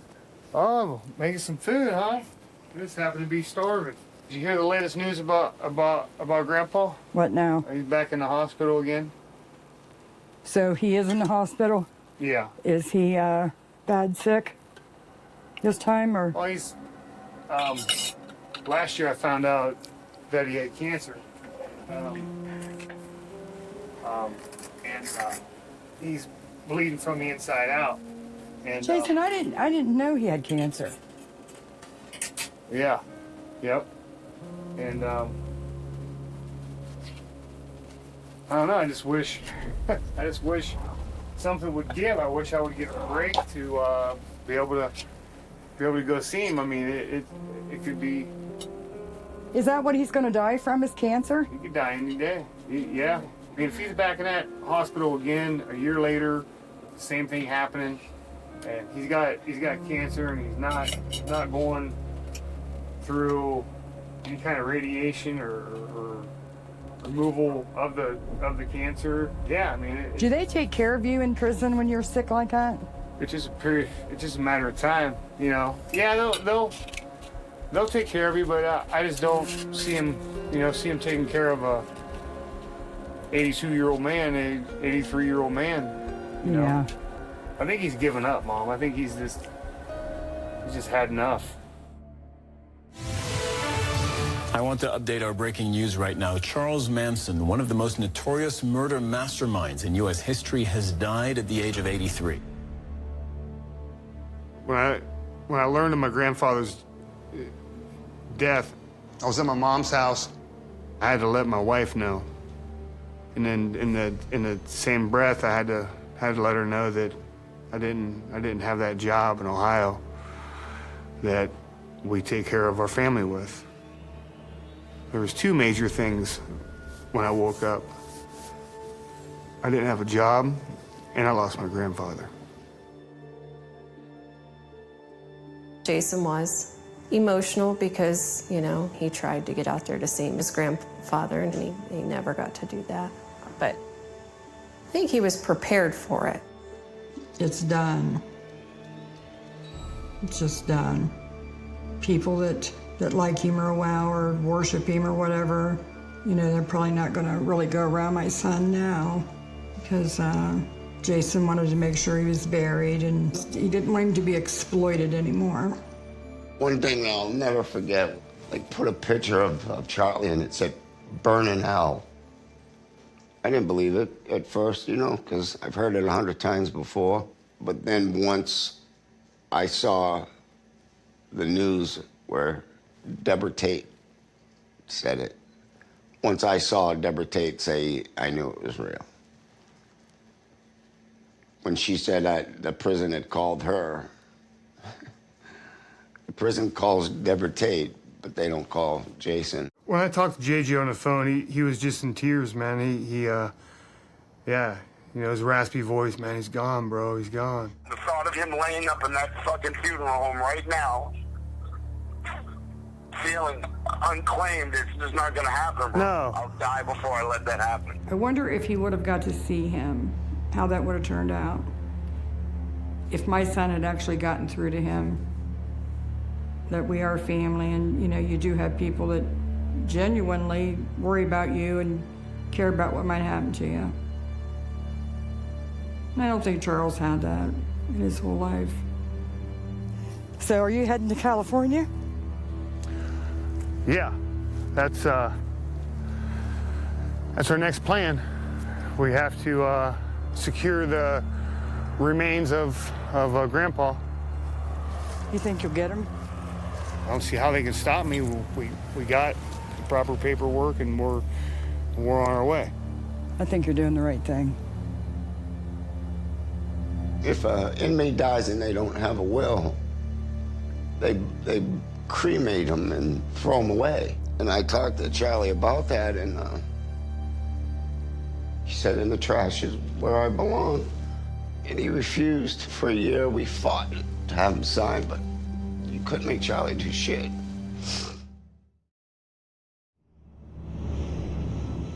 I wanted to go to California and claim my grandfather's remains, and I asked JJ to be with me. I met up with JJ in Venice, and we went over a game plan so we can see what to do next. God, man. Nice to see you. How you holding up? You know, I hate that we have to meet under these circumstances, bro, but, you know, we got things we got to take care of. And I Yeah. say we because you're going to win this, man. You're the only legal descendant of Charles Manson. We got to meet the lawyer. We got to get to the courthouse. Yep. And with the proper paperwork, we go get your grandfather and we bring him home. Once you get his body, what are you going to do? This is what I want to do. This is me personally. This is everybody else off to the side. There's 5 people, 5 good friends of my grandfather, and I want to do a ceremony, and I want to give each of my grandfather's friends something to remember him by and always have. Wow. That's my goal. You're going to be under the microscope, brother. There's going to be a media frenzy when you walk out those doors with your grandfather in your head. There's going to be haters. There's going to be more death threats. You're sick. You're going to hear all that crap. Jason said, well, you know, I'm next of kin, and I'm going to do what's right, and I'm going to claim the remains. And once that was made public, that he was stepping out and was going to do that, social media kind of exploded on us. Our local newspaper has a Facebook page, and of course he was plastered all over the front page. We were called everything from trash to anything you could think of. Pretty nasty, actually. When you get close to someone like Charles Manson, you get all this. You get attention, and sometimes it's real scary. JJ and I were heading up to Bakersfield to claim my grandfather's body. I got a call from Audrey, and she was not happy. I don't want to put more pressure on you. I don't. Yeah, well, you do. So maybe think about it first. Okay, you're out there fucking doing whatever. I'm trying to keep my head on. Very, very unhappy right now. And no fucking support. I can keep the house, fucking bills, fucking shit piling up on top of me. Let it go, nobody here to help me. You know, there's something wrong when you have formed your entire life around following one person. I mean, these people, well, you're going to do this, or we think you should do that. There was enough information given to keep him there. I felt like he was being drawn off the path that he knew he wanted, because all these people who supposedly were these close friends, you know, knew what was best because they knew Charlie. So, you know, Jason felt compelled to take the route that they were telling him to take. It's been difficult. I've had a lot of challenges. Oh, the strain on the relationship is, you know, just like it feels like you just pull them ropes tight and you think them ropes are going to break. I just remember multiple times being away from home that the ropes just, you can hear them pulling tight. I believe in my higher power that me and my wife are going to come through this and become stronger. You know, if I can suggest something, I would say that play a little mind game with them and say that I was told that the Kearns County was trying to get in touch with the next of kin, and the next of kin is here. My name is Jason Freeman. I'm the grandson, and I would like any information that you can give me. And if you can't, can you at least point me in the right direction? Okay. And that I would just go from there. Imagine, man, he's right here. We're this close to him. Kern County Coroner, we're in the right place, brother. After you.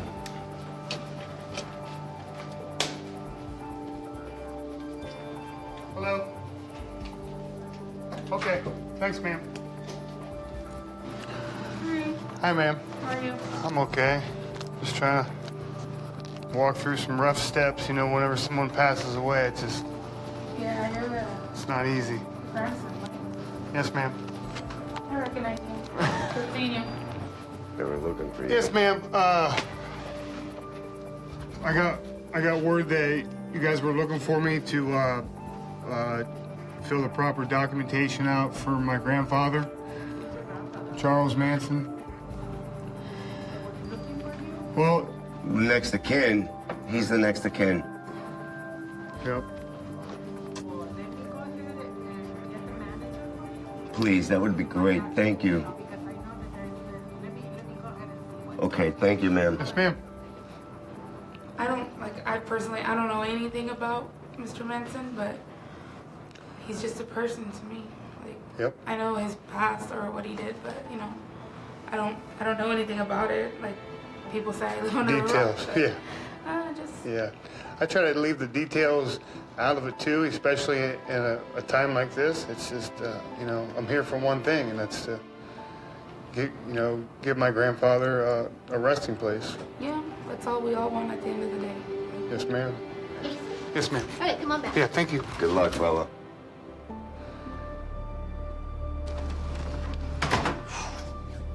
Yes. Establishing who is the legal next of kin. Yes, ma'am.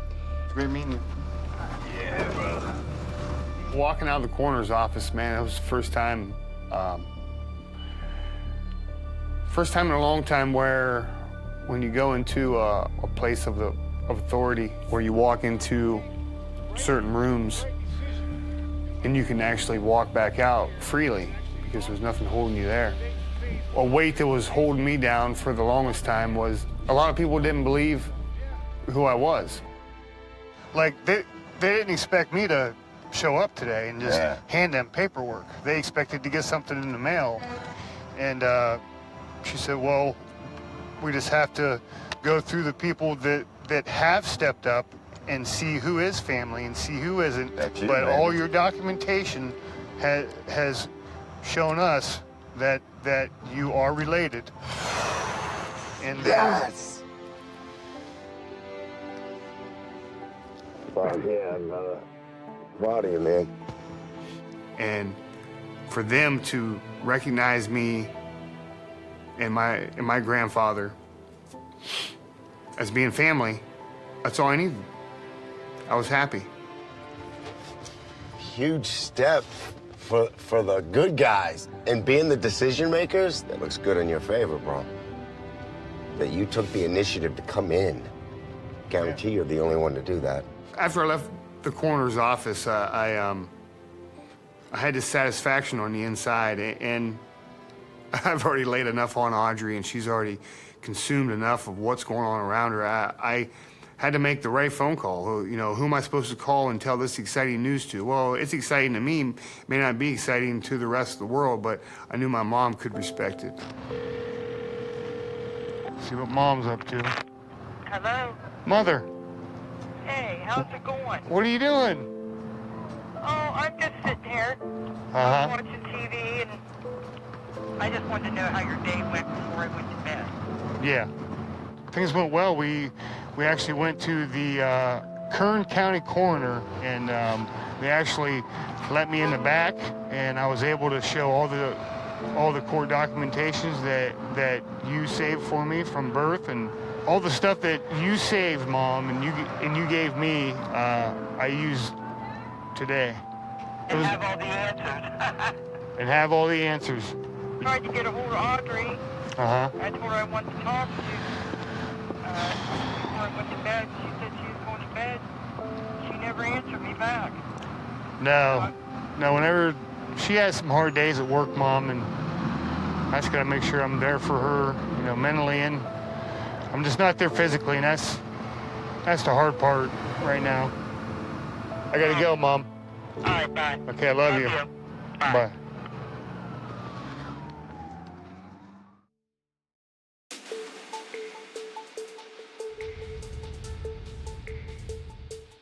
I met Dale Kickin through JJ. My intentions were to claim my grandfather's body.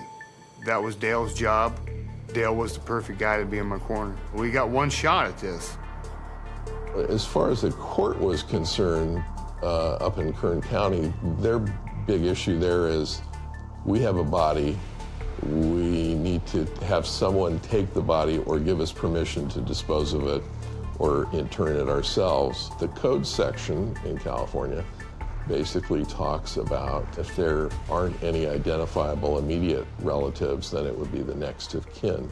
When you have contact with, as you did with the sheriff, that tends to diminish the trustworthiness of the attorneys that are representing you in the eyes of the sheriff. So it's best to uphold the attorney-client privilege and to preserve your right not to speak, not to give testimony by having an attorney who makes statements for you and who has contact with officials. So to underscore that, I would say, please do not have further contact with any of the authorities, be it the sheriff, be it the Corcoran facility, court clerks, judges. So I've got you to help me protect myself from me. Exactly. Yeah. The county council up in Kern County did a very good job of exploring the issues and the possible claimants. There were Michael Channels and Matthew Lentz. We believe that a will that was prepared by Mr. Channels may, under California law, be deemed to be conclusively the product of fraud and therefore invalid. So we've laid the groundwork for that determination. Matthew Lentz, who you had a circumstance with many years ago where his DNA was compared with yours, having the presumption that you in fact are the son of Charles Manson Jr., who was in fact the son of Charles Manson, that your DNA would be a good guideline to compare with his. And as I understand it, the determination was that you couldn't possibly be relatives. Yes. Which would mean that he couldn't possibly be a relative of Charles Manson. A piece of my grandfather's going to go down in history. We don't need to have people spreading my grandfather's ashes all over the United States, and it's got to end now. The next problem would be who else is an heir that might be claiming. So we need to see who else might be out there. We want to err on the side of giving notice to everyone possible. Charles Manson, my former guru lover, I lived with him for 2 years, and the family. Mary Brunner was the first woman, I believe, that Charlie met in San Francisco. She adored him, and she had his baby, which we named him Pooh Bear, and I was there at that birth. So if there is an heir that has a greater right because they're closer than you are, for instance, if there is a son that makes the claim, his right would be greater than yours. There's only one person generally acknowledged to be Charles Manson's son alive, which was my client, Michael Brunner.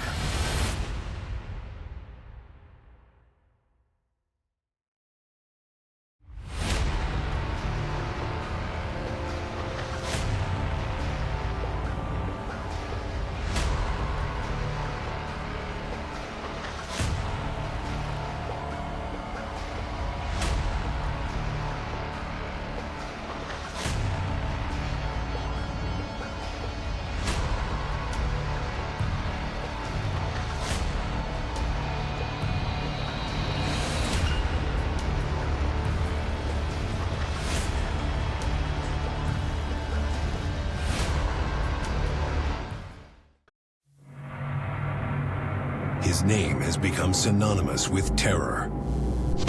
In California, 5 members of a so-called religious cult, including Charles Manson, the guru or high priest, have been indicted in the murder of Sharon Tate and 6 others. His sadistic murder shocked the world. Charles Manson was charged with controlling and directing the killers. I don't have any guilt. I know what I've done.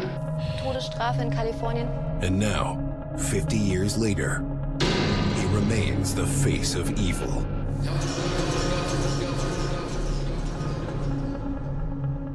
From behind bars, he seeks out his final victim, his own family. You have a prepaid call from an inmate at the California State Prison, Corcoran. Searching for closure from a criminal who shares the same blood. My grandfather, Charles Manson. I wish I could bring you into what I've done. It's hard to look back and know where you come from. I did not want my son around that. I didn't want him to think that that was in him, because that would have been his bloodline.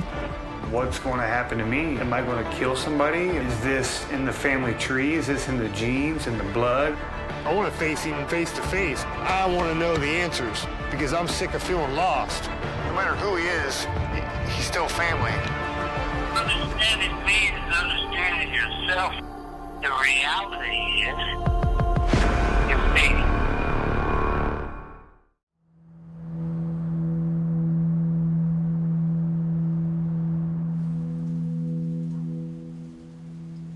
You, on behalf of yourself as an heir, might want to challenge Michael Channel's claim or Mr. Roberts' claim. There are one or more other possible relatives that could potentially come in also and make a claim. I never met Michael Bruner. What I knew about Michael Bruner was that his mom was Mary Bruner, and his father was my grandfather, Charles Manson Sr. It was 1967 and the Summer of Love when Mary Brenner and Charlie Manson had their own Summer of Love, and Mary got pregnant. He was the first child of the first family member with Charles Manson. Charles certainly believed that Michael was his child. He referred to him, he didn't refer to him as Michael. He referred to him as Sunstone, S-O-N-S-T-O-N-E, Sunstone. She was the first woman in the Manson family and was instrumental in helping Charlie, I think, recruit other young women. And Charles certainly believed that Michael was his child. He was never denied paternity. We had a strong factual case because Mike was a natural child. We had a birth certificate showing Charlie as his father. He had grown up in the home. The only child really that can say they grew up with Charlie in the family until Charlie's arrest and subsequent sentencing to death. Mike eventually went to live with his grandparents, and they felt it would be best for him to have a legal mother and father and maybe wipe away the stain of having Charles Manson as his father. And as a result, he was adopted by them and raised by them. We didn't see Michael Bruner in the picture whatsoever. He never made contact with me whatsoever before my grandfather passed. I thought my father, Jay White, might have been the only son Charles Manson had. So at this point in time, based on what we've heard from the coroner, we are going to move forward to get a process ready so that if we're successful on your behalf and the remains are to go to you, that your wishes will be carried out and be ready to be carried out right away. If that doesn't happen and it doesn't go the direction that you want it to go, we'll have to see what the basis is of that decision and decide whether we're going to take any action regarding that. So we'll be in touch with you in the coming days. The county council up in Kern County did a very good job of exploring the issues and the possible claimants. And they put together a list that we ended up following in whatever we did. So they identified the players. There were Matthew Lentz, Michael Channels with the will, and Michael Bruner, who actually became very active in that proceeding. Matthew Lentz filed paperwork in the Los Angeles County proceeding, and he had a number of notes that indicated that there were things he needed to do in order to fix his petition. He never fixed his petition. The court gave him the opportunity to fix his petition a number of times, and ultimately at one of the hearings said, I want you to give notice to Mr. Lentz that if he doesn't fix it by the next hearing, his petition will be denied. And that's what occurred. We also had Michael Channels' purported will, which said, I give you everything, and that was pretty much it. I don't think my grandfather would have wrote a will that would give entirely everything that he's ever produced over to a guy that was only a pen pal. I knew a lot of people were selling things out on the internet. You know, in my view, from coming to understand Michael Channels, that was exactly what was going to happen. They were going to sell as much as they could until they run out of my grandfather. Michael Channels talked about, you know, cutting tattoos off his body. I mean, I could see that happening. I took it personal. Murderabilia is a business where people befriend murderers, many of whom are on death row but are in prison, and try to get items from them because there is a cult following of people who are fascinated with murders and murderers and anything associated with them and pay money to get the items. So they were murderabilia dealers.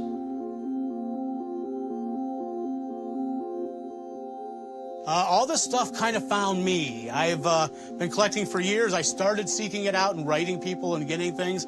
After a while, people realize that you collect this kind of thing, and it just starts finding you. It's bizarre. I had to explore the murderabilia scene so I could see what it was about. I went to visit a gentleman who was interested in doing a blood painting of my grandfather. This is a pretty nice setup. Thank you, thank you. It's like every wall there's something new, so. I'm a big fan of the weird, strange, unusual, infamous, and anything that turns an eye.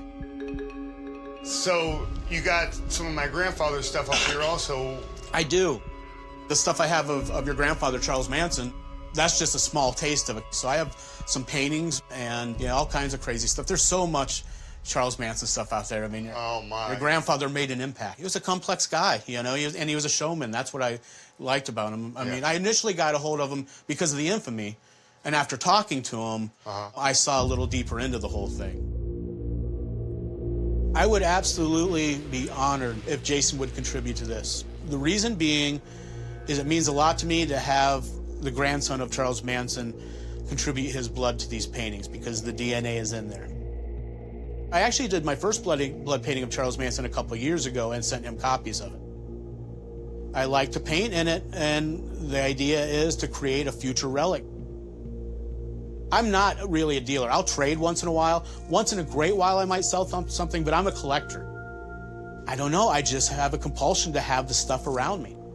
It's not all, serial killers that I paint. I paint anything I find fascinating.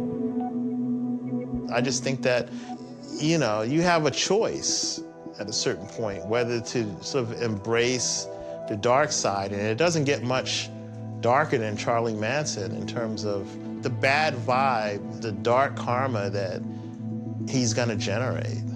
And to say, yeah, I want some of that shit. It's like someone who embraces heroin. I don't know if I do agree with that. I think it's all exploitation. And I'm exploiting things that I'm fascinated with. And if other people happen to be, that's great, because I'm glad if people enjoy or get pissed off by my art. I don't mind provoking. After I left, I had to go back up and get a book. His girlfriend grabbed my arm and she started looking at me, and she's like, oh, I wish I could take your blood, and she's looking at my veins, and I'm just thinking, leave it alone. After seeing what was in there, it's not my cup of tea. You can't have my blood, my anything, man. I was out. I mean, really?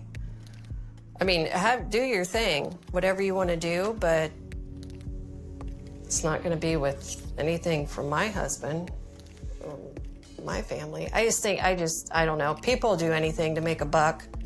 Memorabilia collectors and ghoulish types from the world over are seeking to get hold of the remains and dissect and sell, God knows, fingernails or whatever, teeth. I mean, you may not have been close, but I think that would make any of us recoil in some degree of horror. And I think it made Michael Brunner recoil in horror. His interest was in securing a dignified end to an undignified life. He felt in that regard that it was his duty to do something for his biological father. As far as Michael Channel's will was concerned, the document that I saw had a lot of parts of it blacked out. It appeared to be a somewhat incoherent document, but from what I could make out it looked as though it was a document that Mr. Channels himself may have been a witness to. Under California law, 2 witnesses would have to sign and date and give their contact information on the will itself. In this case, it appeared that at least one of the witnesses was an interested party, and that creates that presumption that it's not a valid will. I got news from my attorney, Dale, that it was only down to one person for the custody of my grandfather, and that was Michael Brunner. We had a strong factual case because Mike was a natural child. I think it's great that I have an uncle out there. I would love to meet him. I would love to meet him on, terms that aren't so rough, I don't even know Michael Brunner. I didn't know him. I didn't know him before this happened. I don't know him now, but the opportunities are still there for us to have a bond.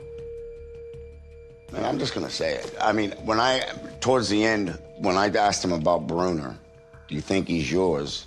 And he said, man, who knows, man? We were all fucking back then. Everyone was fucking everyone. How the fuck am I supposed to know that's my kid? And then, but I'll tell you what, I raised him. I took him out of her. I threw him up in the air to take the fear out of him. I love that kid.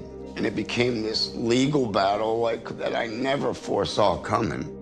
I know Charlie didn't either.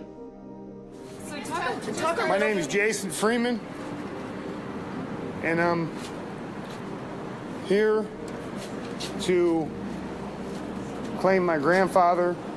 When he made that claim and went out there and was in front of the courthouse, and it was business. I'm gonna finish out what I started. Family comes first. What kind of relationship did you have? I just want to get to know my grandfather. And he tells me, I don't know how to be a grandfather. I don't know how to be a father. The only father I have, the only grandfathers I have are these prison guards. And I know that's all he understands. I know that's all he knows, because that's where he was at all of his life, even as a child.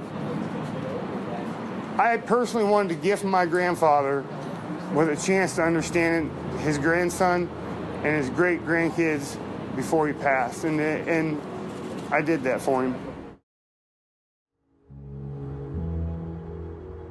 This is life. This is the end of the life of someone I loved. I've spent over 17 years getting to know somebody that I developed a relationship with that I didn't see coming. I didn't foresee the man behind that mask, bro. He was an incredible human being, and he very rarely let people see underneath that mask. Very few people. Yeah. And, And I will admit, he died, I'm gonna say, protecting you, because he didn't want to let you in. because he didn't want you or your family tainted. I noticed whenever your grandfather got close to love or someone telling him, whenever I would tell him I loved him, he'd say, man, you gotta stop it. No, you're making me feel like a schoolgirl, man. What are you, you love me? Yeah. You know, he would push you away.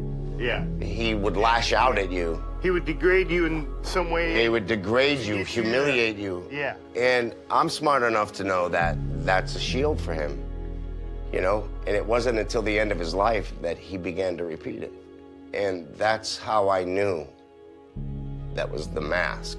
I mean, it's just such a drama scene with that guy. And I don't know, he just thrives on it. It's I don't know what his infatuation is with Charles Manson, but there's something not right because, I mean, there's more to life, and now he's dead, so now what? I don't know what is, I don't know. I still haven't come to complete honest, terms with myself on full acceptance that he's a murderer and a serial killer. I had to get a reality check. I wanted to meet somebody who was part of the Manson family that lived at Spawn Ranch. Hey, man. I had to go to the core of it, and I needed to hear from one of the Manson family members, and that was Diane Lake. Yeah. I never heard about you until, it was in the news. Yeah, I was just curious what it was like spending time with my grandfather before and then after the murders. I was there pretty much the whole time. He just had this, this way about him. I mean, for me, it's been 50 years. So yeah. Time softens, the memories. But, it does, there's good memories and there's bad memories. Yep. And I think that part of the hold that he had on me and all the girls is that he had this uncanny way of making each one of us feel like we were his favorite. We were the most loved. And maybe he was protecting me. I still have that same question with me. Was he protecting me or was he pushing me away? Well, he had this really, uncanny ability to read people and and it was probably a blessing and a curse, but he had this ability to read people and determine what their weaknesses were and what they needed, and he could provide it or make you feel like he was providing that love or that security or that, made you feel worthy and special. And he had, I was disciplined, when I acted out or, when I didn't, keep my focus on him. I got hit, I got whipped, a few times. Yeah, there's a lot of questions in my own mind. If he's innocent, if he's guilty, what he's guilty of, where's the truth lay at? Because I know it doesn't lay at the courthouse. I don't believe that. Right. But I think that he was definitely instrumental in creating this maelstrom, that happened. I think it was his delusion. I think that and he got other people to believe in it. Feed into that same illusion? Yeah, illusion, delusion. He was the one that promoted this idea about this black-white race war that was going to happen, and that he was the instigator for preparing it, but other people were climbing on board. He wanted these murders to be blamed on blacks so that whites would start indiscriminately killing blacks, but Manson felt that the blacks would end up killing all the whites, except for Manson and the family. And innocent people were murdered for the reason that Manson and the family wanted to start a race war. I mean, that's about the basest motive that you could possibly dream up. These people really embraced and enfolded his delusion. And that was about Helter Skelter was real, and that at some point it was their responsibility to start it because it wasn't happening. The spring of 1969, Manson was getting frustrated because he thought that the blacks were going to start the revolution. And he said in May, the only thing that Blackie knows is what Whitey shows him, so someone's going to have to show Blackie how to do it. And then in June, he said, we're going to have to show Blackie how to do it. And on Friday, August 8th, Manson had been up at Big Sur, and he came back, and he said, now is the time for Helter Skelter. Well, now was the time for murder and bloodshed to begin. And I had this epiphany a couple of months ago that it's kind of, because one of my big questions has always been, how could these people that I loved and, was close to, how could they have actually, killed people, right? I mean, physically, where the rubber meets the road, how could they do that? Sharon Tate had some friends over for lunch, and there was talk of having a party at the house that night, but she decided she wanted to have a quiet night with her friends. So she and Jay Sebring, Wojtek Frykowski, and Abigail Folger went to have dinner at a nearby Mexican restaurant. Then they came back for the night right around 10 o'clock. The three women approached the house. Watson told Kasabian to look around the house to find out if there were any open doors or windows. She did that, didn't find anything, but when she came back, she saw Watson at a dining room window, and he had cut the screen and opened the window and climbed in. When they got to the living room, Jay Sebring, who was a longtime friend of Sharon's, Watson was having Sharon sit on the floor, and Sebring said, no, she's 8.5 months pregnant, let her sit on the sofa. And Watson, with his revolver, with the gun butt, smashed Sebring in the face, shot him and stabbed him. That basically killed Sebring. I mean, it's one thing in your head to talk about, are you willing to die for me? Are you willing to kill for me? Are you willing to kill, in order to not be killed? Yes, exactly. Krenwinkel chased Abigail Folger out of the back of the house, and fortunately, on the way, left her fingerprint inside next to the back door. And she chased Folger with an upraised knife and caught her in the front yard and proceeded to stab her. Wojtek Frykowski tried to run out of the front of the house. Adkins stabbed him in the leg a number of times, and he got out, and Watson tackled him in the front yard and stabbed him and shot him. Frykowski ended up being stabbed 51 times and hit over the head with the gun butt 13 times, so hard that the grip on the gun butt broke. And when Watson was finished with Frykowski, he went over and helped polish off Abigail Folger. But to me, it was a mind game. It's like, no, he didn't really want us to kill. We had to be, it's really hard to explain, but we had to be willing to kill in order to not have to or to not be killed ourselves. That was, because he was always playing mind games. Watson, with this rope he brought, he knew that there were beams going across the living room ceiling, and he threw the rope over the ceiling beam and tied one end around Jay Sebring's neck, Jay, who was already dead, and the other around Sharon Tate's neck. And the coroner said that when Watson hung her from the beam, that she was still alive. Charles Manson, your grandfather, descended into a psychotic, I think, delusion that made him increasingly, and his name, Manson, increasingly made him feel like he was Christ, you know, and the second coming, and that he had a mission. He told his family members that he was Jesus Christ, and he would recreate on the cross how it felt when they were driving the nails in his hands and in his feet.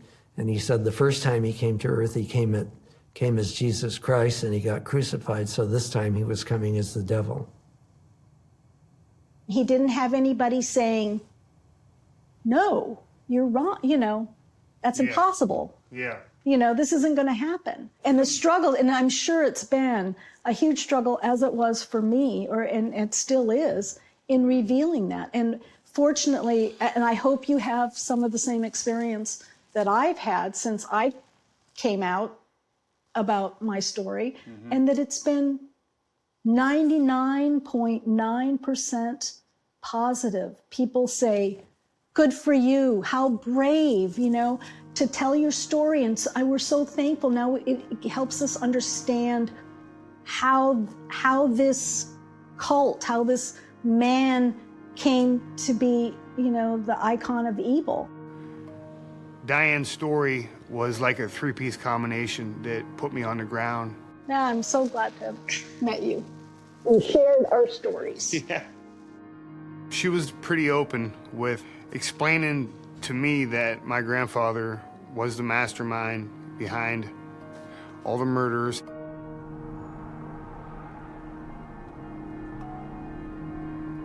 I turned to Dode Overton. He was a pastor from a local church in our area. When my dad passed away, he was there. Now my grandfather passed away, and I want to make sure he was there. I'm not looking at the forest, I'm looking at that one tree. And I know I need people around me that can see in front of me and on the side. And he always had the right answers at the right time. When I first met Jason, he was, like you say, a rough character. After he was coming to the church for a while, I got to know him a little bit better. He was still fighting at that time. There are those things that happen in our lives that we can repent of and turn from and walk away from. Hey, man. How you doing? Which I believe Jason did that, and that's why he's living the life he is today. So how do you feel spiritually? How do you release that hatred and all that anger that's against you for something you didn't really do? Well, the first thing I can say that for weeks and months, you know, it's been a roller coaster. You know, it's like, where do I put my time and my focus and my energy? We got some things out of the way, and we're in court now. And I mean, I know I could feel the spiritual battle going on. It's around me. It's not. It is within you also, but you still got to make that you know, choice not to serve the devil. So I know there's times in this past year, you know, where I've reached out to you, you know, to say hi and just ask for some advice. But I don't know if you really, you know, grasped, or if I even told you, you know, what I've been dealing with, you know, in this past year. I imagine a lot. Yeah. You got it coming at you from all angles. He's not accountable for that. He's not accountable for anything his grandfather did. And I don't believe he has to make penance or anything like that. We can't pray him out of hell. We can't pay for them to get out of hell. That's just the fact of the scripture. There's a lot of people out there that I would imagine, just because I know what the world thinks, that this is all a big game, that you somehow manipulated this whole thing so that you can get rich. How do you deal with that?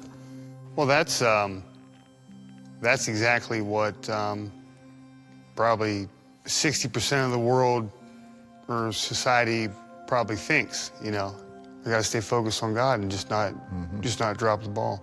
The world would say, and you just answered that the whole reason you're doing this is to put money in Jason Freeman's pocket. Yes. When we talked, I don't know, a couple weeks ago, I think we talked on the phone, and you said it was anything that you gained was for kingdom purpose. Yeah. My focus in life is to give back. God's laid it on my heart that's my job. When I was praying for you, I was getting this attack thing going on.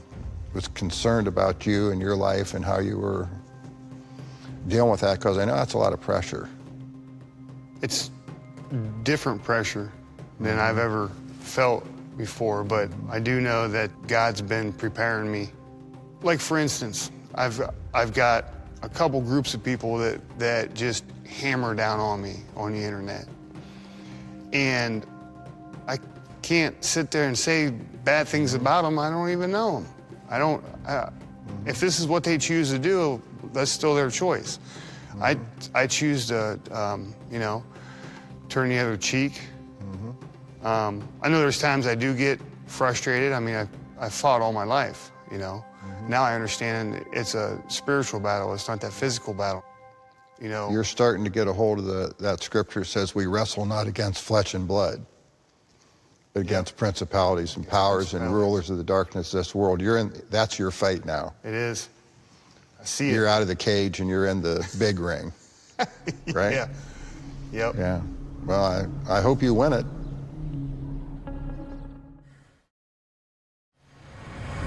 One more thing for you tonight, and it is the resolution of the absurd fight over what to do with Charles Manson's remains.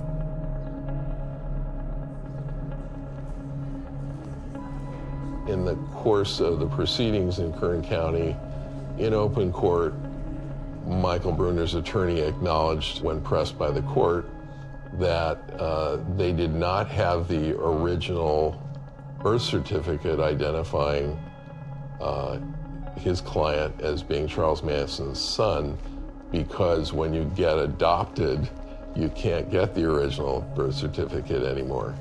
And that was the end of that part of the case. The judge could have gone either way on that, and that's the thing. The judge has to make a decision. That was the one she made. We made our best case. It became clear to the court that in what we call an exigent circumstance or an emergency circumstance, which is what to do with the body, that the court could clearly find that Jason was the next of kin and give him the remains. I was at my boys' baseball game, and I got the phone call from a lady from CNN, and she says, "So how's it feel to have one custody of Charles Manson?" I was lost for words. I didn't know what to think.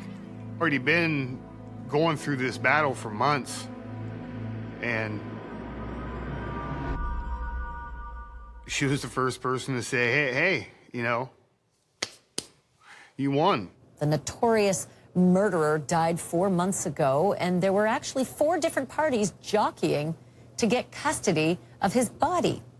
A California judge decided that the cult leader's remains will go to his grandson, who says that he plans a cremation. And here's the weird part. He also wants to invite the other people who were trying to claim that carcass because, quote, he wouldn't want them to miss out, end quote. When it hit me like a ton of bricks. You're receiving Charles Manson's body. It's not just your grandfather. You're going to be taking on more than just your average funeral, cremation, spreading of the ashes. Once this came to a point where there were choices, there were 3 choices, and he was the lesser of the 3 evils. Because the other 2 choices were not choices at all. They were totally based on lies and falsehood. I think you look at Jason and you think, maybe, you know, your one inclination would be, well, yeah, he's out for publicity maybe, he's trying to make some money, and all those things would be possible. And being a newspaper reporter, I would have that skepticism naturally. But I do think that there was a genuine connection as it related to family, and not in the Manson family sense, but in the family sense. I can see how this is torturing Jason. And I see the public attacks on him. And this dark hole that you get sucked into. It's like a rabbit hole that once you go down, you get so lost you can barely find your way back. And I feel responsible for that in a way. There's a lot of people that are mad out there. They're frustrated. They don't know where you come from. It looks like you just come out of the woodwork and you're out to bank on your grandfather's estate, his name, and everything that comes with Charles Manson. Once I got the body, everybody started calling me, even the media. I got this local reporter. He threw my name in an article and he stuck my address in there. Oh, that's. And then I got people. I mean, I don't know. I got people driving by my house and they're looking at me. And some people are waving. I'm like, I don't know you. Right. You know. So I got a security system now in my house. I got a bigger dog. You know, it's his choice. It's, you know, it's something that he feels that he needs to settle in his life, and I'm all for it. You know, who knows who's saying I wouldn't be the same way if it was my situation, you know? You just need to stay focused where you want to be with it, and yeah, that's where it's going to end up in the end anyway. Yeah. Stay focused, keep your chin up, keep moving on life like you always have, you know? Yeah, well... Ain't the first time you face stuff like this. No, I haven't. Think about it. Could you or anyone else imagine being Charles Manson's grandson, and how would the average person survive that? How would the average person get through life knowing that? You know, would they be stronger? Would they be weak? Would it tear them down and make them continue to do bad things? Or, you know, that's my family, so this is who I'm supposed to be. I'm not supposed to do good things, so who cares if I get in trouble? But he was really overcome that, and I just think that's why he embraces this. I'm sure he's at great risk for associating himself with Charles Manson because people are people. People hold grudges. And of course, you're at risk when you voice your opinion. So he's at risk that way. I believe that he's not afraid. He's never been a guy of fear. So here I am. I've got Charles Manson's body. I've got my grandfather's body. Now I have to go to California with my wife, and I have to go through the process of claiming it. And everything was actually coming to a point now, so it was emotional, but I knew there was a lot of work ahead of me. And we just kept moving forward.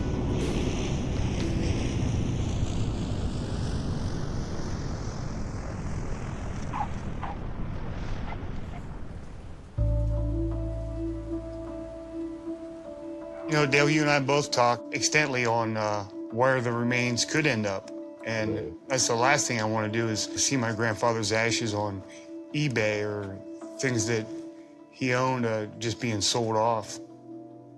That, and I think I've mentioned to you a number of times my concern that having his ashes in a place where they might be identified might actually put you or your family at risk. So I think that's a very big concern.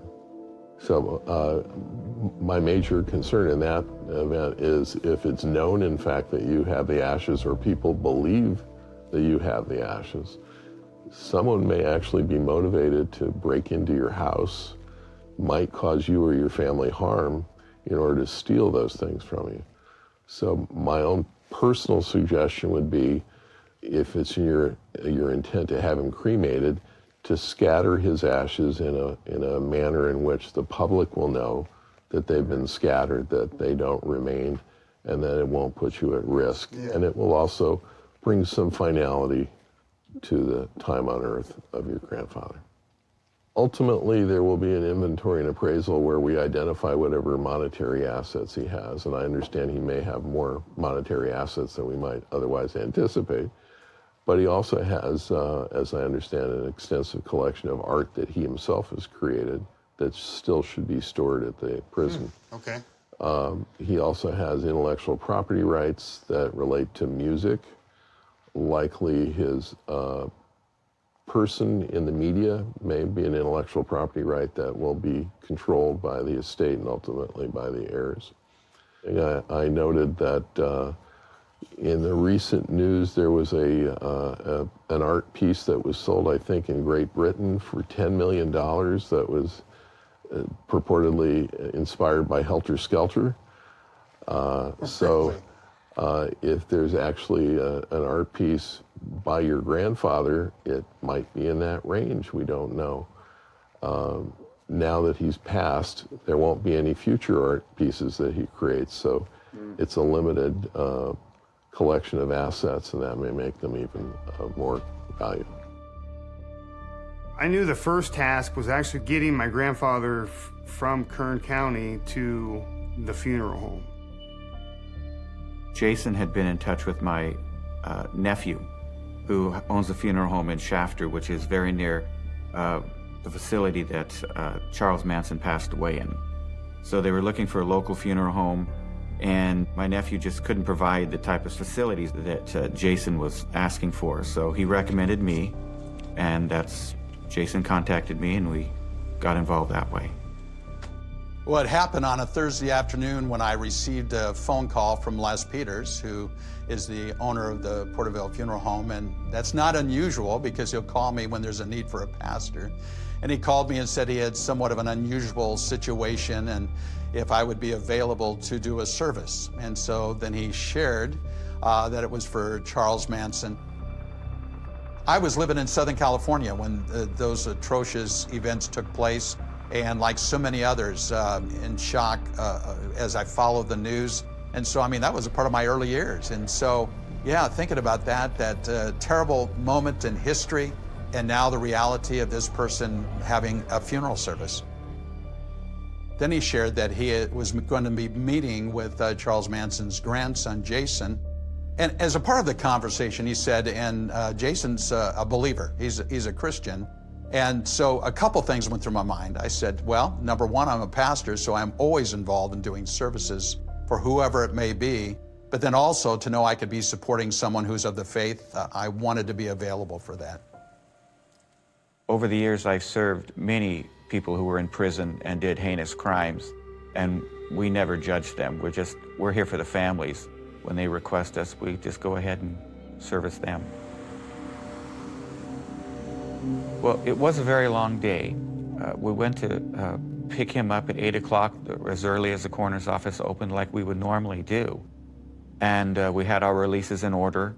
And so, silly me, I just thought it would be business as usual. But when I showed up at the coroner's office, I was told to sit out in the waiting room. And I waited there for quite a while. Someone came out and told me that, well, they didn't want to release him yet, and that we didn't have the proper releases. And so it was kind of a runaround for a while. And I'm not sure what was going on at the coroner's office, why they didn't want to treat it as they normally would, but I was trying to. Well, I was anticipating that the remains would be in the freezing area. And I've been into that coroner's office many times, and you turn right, you go to the refrigerator section, you turn left, you go to the area where they actually hold remains in frozen. And that's what I anticipated to do, and that's not what the case was. We are required by California law, and basically it's the federal law, that when we take remains into our care, that they be placed in a refrigerated area. And that's, of course, what happened to Mr. Manson. But that's not something you would do for 3 months, which is what happened here. And so that really created a lot of difficulties for me on the technical side of preparing his remains.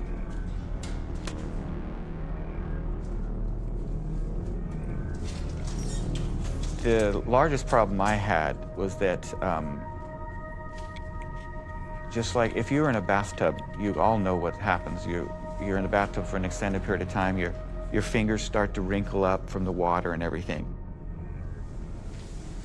There were some fluids in the bottom of the bag that he was in, even though they had some type of an absorbent cloth.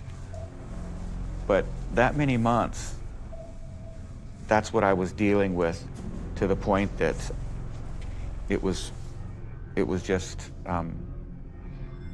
beyond repair.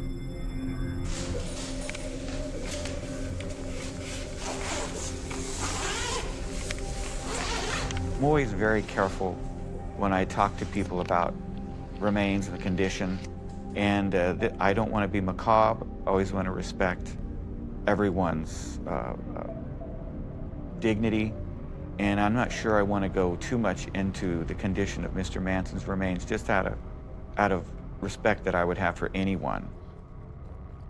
As soon as Les had given me a call, to be honest, I immediately went on the internet search for Jason Freeman to find out a little bit about his background. And it gave me a chance to read up a little bit on Jason and give me a little bit of his background. And that made all the difference in the world to me, because Jason's a believer. He's a Christian, and I felt like there was someone whom I truly could stand with and support. Jason had already put in a considerable amount of time in trying to put together the facility to be able to handle the remains. When the time came, he was ready to proceed. I was contacted Thursday by the funeral home with the understanding we would be meeting with the family members involved on Friday. Once I made contact with Great Wolf and George, I knew that whoever they wanted to have there, I wanted to give them an open invitation to share that with the people that they know that I don't know that knew my grandfather, so they all could have the opportunity to share this time together. I have a feeling there's going to be a lot more that show up. Do we have a plan for security or like we need to think about that, because you know that somehow somebody's going to know what's happening and where. That's great. Not everybody that shows up is getting in. I mean, that's going to have to be very selective.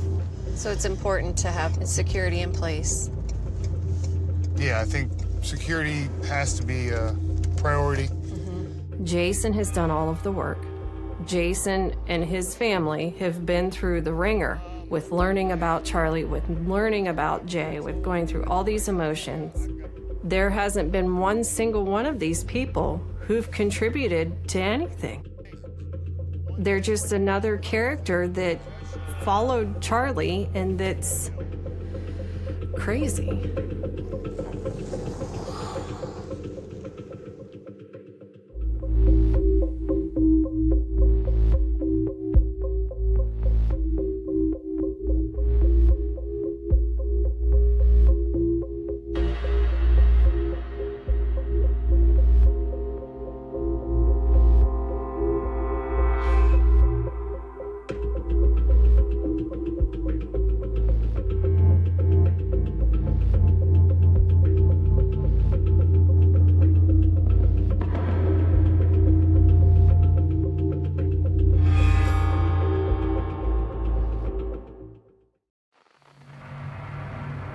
His name has become synonymous with terror.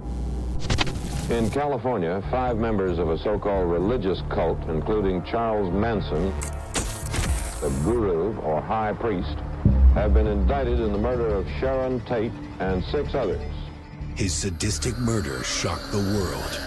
Charles Manson was charged with controlling and directing the killers. I don't have any guilt. I know what I've done. Todesstrafe in Kalifornien. And now, 50 years later, he remains the face of evil.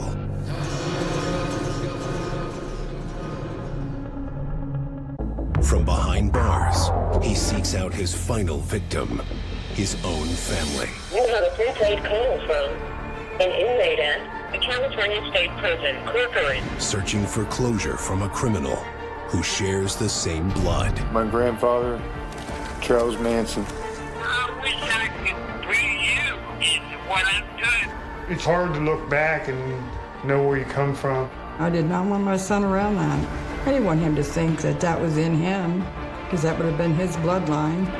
What's going to happen to me? Am I going to kill somebody? Is this in the family tree? Is this in the genes, in the blood? I want to face him face to face. I want to know the answers because I'm sick of feeling lost. No matter who he is, he's still family. Understanding me is understanding yourself. The reality is me.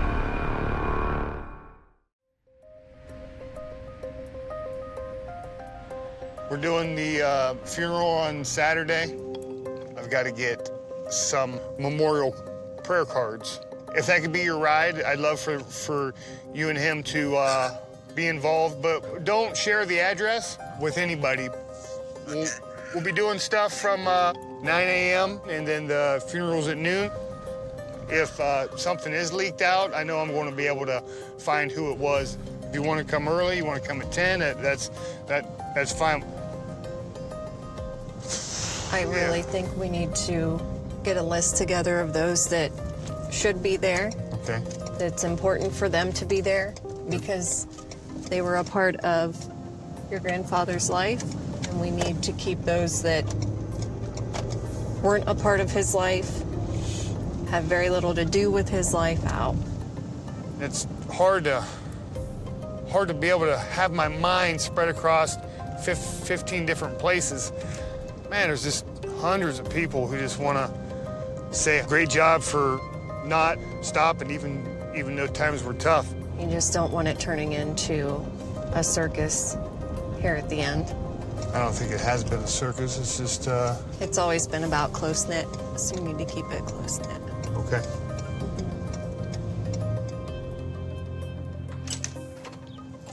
Hey, Jason. Les?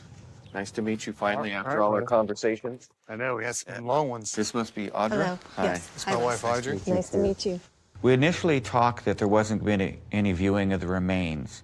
As we got into it, just like with many families, Jason was saying, well, I think I'd like a little bit more. Maybe I would like to see my grandpa. When we picked Grandpa up,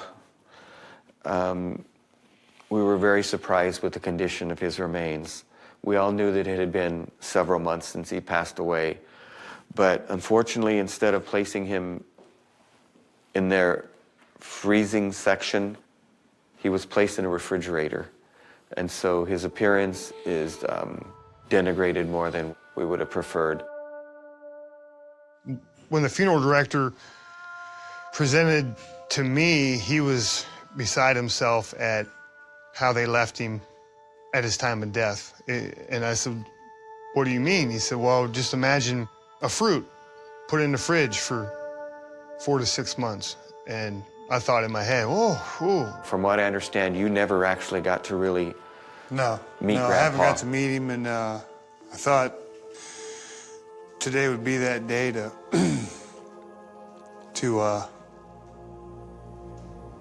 see my grandfather. Well, I'm a little bit concerned. This is something I know you've been looking forward to. I haven't had a chance to really prepare him for what we call a viewing. He's here.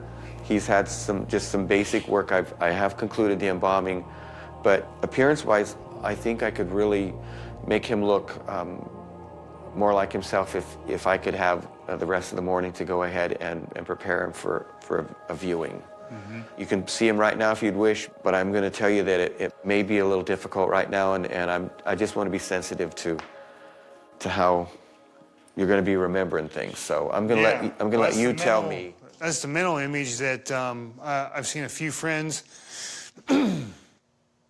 and a great grandmother,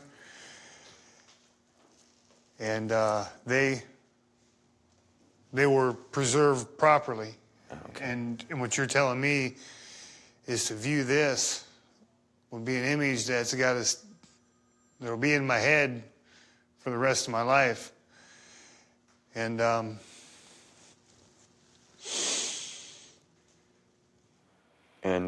even tomorrow, it's still going to be a little rough because I can only do so much repair.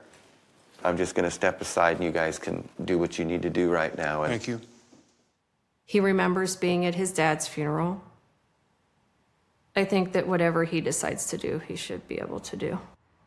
If you think you just want to spend a few moments and see him tomorrow when I've had a chance, we can do that too. Thank you.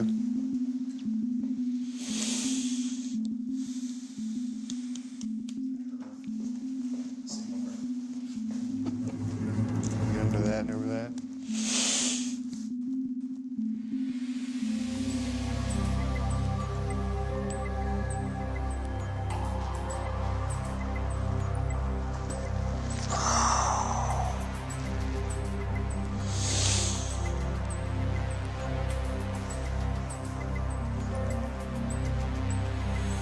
Sometimes I just don't understand why everything's got to be so hard.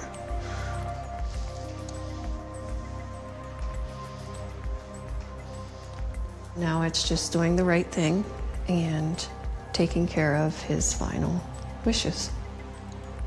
And we're going to do that. I'm happy, very happy. I always wanted to say, I love you, old man. I know we got to say it a couple times on the phone. I just didn't say it enough. I wish I could have been there.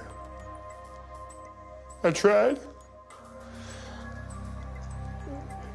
And when this all came about, I'm a fighter, I'm a frontline warrior, and I knew I wasn't going to let up, I wasn't going to let go through our relationship. I wasn't going to let go of our relationship, and I'm not going to let go of you now.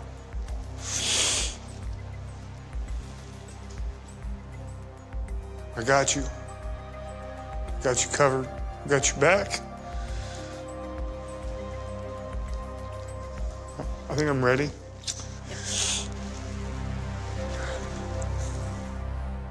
I remember the night when Charlie passed away, and it was on the news. And as I was sitting there, I was thinking, man, what's going to happen when they're going to do a service?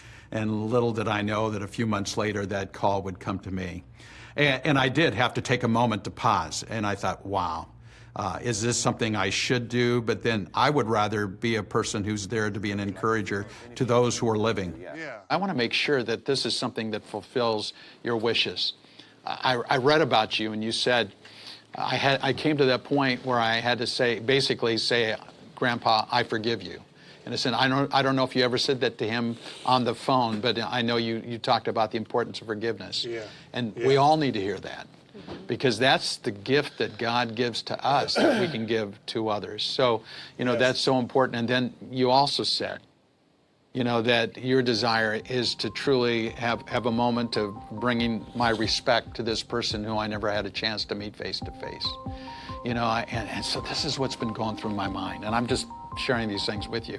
And you can tell me whether you like it or not. I always believe that no matter how bad a person is, there is truly someone who loves them. I need to support Jason. You've been the one over the last several months especially reaching out because of your love for your grandpa to do something that others wanted to do, maybe for different reasons, but I think you wanted to do it for the sense of authentic love that you had for this man who you never met, but you wish you would have had time to create and develop a relationship. And so I see in that, you guys are just an illustration of God's hand of love in motion. And so my thoughts are, I'd like to be able to verbalize that on your behalf for all those who are gathered together. Does that feel good to you? Does it seem to fit into what you desire? Exactly. Okay. And yeah. You got the confident assurance that that's what I'll do for you. And as I normally do a service, I talk about surviving family members, and to focus really, I would think it's mainly just the 5 of you, right? You 2 and your 3 boys? Yeah. And to acknowledge that in this service, that you are the surviving family members? The other people you're inviting, what's their relationship? They're just your close acquaintances, kind of your support group? It's been mainly his grandpa's support group. Okay. Yeah, and I definitely wanted to have one police officer or one guard on duty. We all were committed to keep it as confidential as possible. And Jason had shared specifically, I don't want this to become a circus. Something that I've accomplished off of all this, I call it the full circle, Okay. When you give, you receive, you give and receive. And the full circle is by me and my generation in making a stand to turn and run from my old ways of living in the world. I look at my grandfather not having that opportunity to have mentors that were going to help him grow and help him learn, help him understand life. Then we look at my father, Charles Manson Jr., regardless of how hard he tried, there isn't no living that name down. Right. He didn't have a male figure to be there to help and guide him, lead and guide him. So that's why we go to church, we attend Bible studies, our kids are involved, and they love it. These are things that we want to instill and impact their lives with the glory of God, that's full circle, man. That comes around full circle. We've had to learn, out of the 15 years we've been together, within the last 4 months, it's really... Yeah. It's really knocked the socks off of both of us. Didn't really realize the impact of what this was going to be by us making a stand. If the message that I present as we bring a conclusion to the service tomorrow is talking about full circle and talk about the fact that ultimately as we gather together for this, that you're breaking, in a sense, what it talks about in the scripture of being the curse and creating a new beginning from this point on. Yeah. Does that hit about what you'd like to hear? Exactly what our life consists of. I was overwhelmed with all the plans that I've been discussing with the funeral home and with my wife. I knew there was a lot of work ahead of me. What we had discussed last night was having a viewing from like 9 to 11 and all that wanted to come in and pay their respects to him, and then during the service to have the casket closed. There were some comments made back when we used to talk to Charlie on the phone. He made a comment one day that he doesn't want to be burned up and sold on eBay. If he would have been left to the prison, they would have just discarded the remains in the trash. I really don't want anything too fancy or loud. Jason wanted to just make sure that his wishes were carried out. Anybody whose grandparent passes away deserves the same respect. I really like the thought of having my grandfather's fingerprint, and the other part of our group feels the same way. I want a couple done for myself, and they will also make an order. Okay, the way this is, you don't have to make... Jason needs to, I wish he would be more guarded when it comes to these people. From what I've sat back and watched, the followers, the close friends, there's some real not right. So I have to trust that he's going to make the right decision, and that keeping these people involved for some reason is going to help him. It's not helping me. It's not helping our family. But if it gives him some sort of peace and I don't really know. But I feel like I have to support him.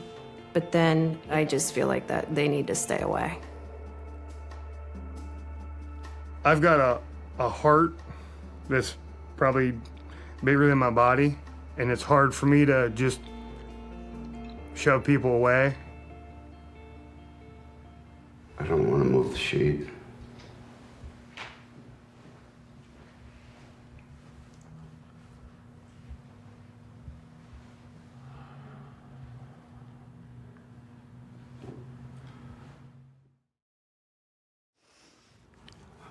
Wherever Manson was, there was a lot of noise and chains and bars and banging and clanging, yelling and screaming. This was the first time. It was just dead silence. And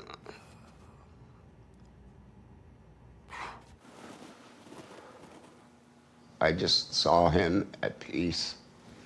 No chains, no shackles, free. So it was a relief for me anyway.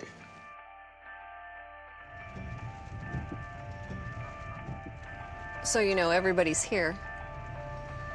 Everybody that was close to your grandpa. I mean, this is probably the first and last time that everybody's going to be together. Les has been great. He has been. He brought up questions that I didn't even know to ask.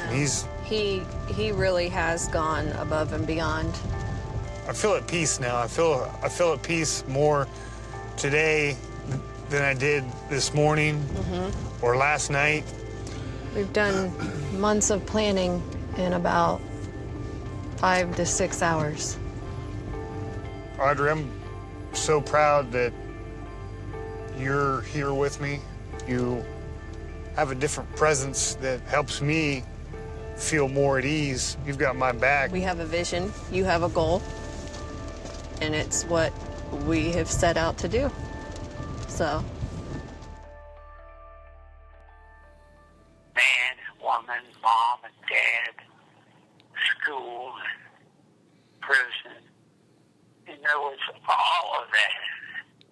in the end of time, when Jesus comes, Jesus is coming.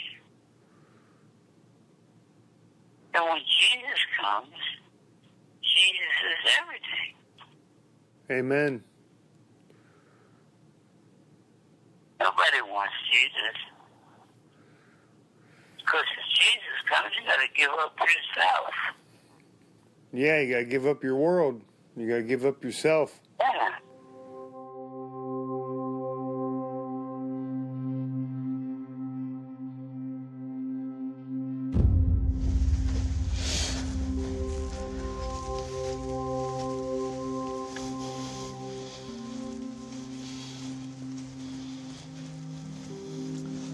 I'm going to get out of your way. I'll let you guys have your time. Thank you. I'm shocked at how good he looks.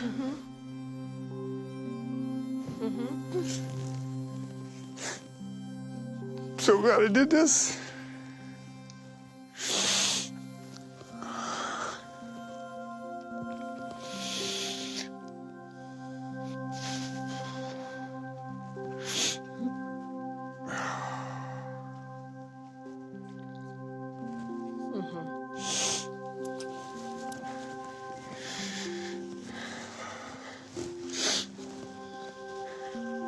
Old soldier, I knew that there'd be a time where we got to be face to face.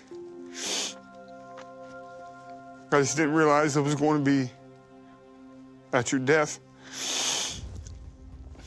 I just want you to know that I really tried, and I know you tried to keep me safe and keep my family safe.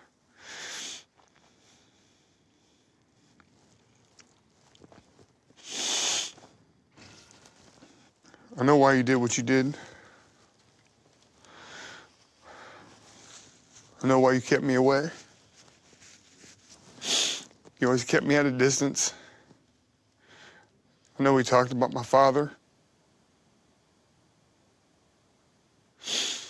Society did that to him. That's who I blame. I don't blame you. You had nothing to do with the death of my father, and I just wanted to say that in person. So I can't ever say I forgive you because it's not your fault. I know you tried to be there. I know you wanted to be there for your son. Even our conversations talking about Grandma Rosie.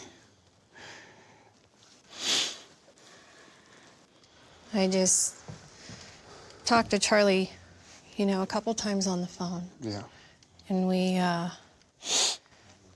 the relationship you and him had was evolved into a great grandfather-grandson relationship. And I'm just very thankful that he and you had that time. Thank you for being there for me. Absolutely.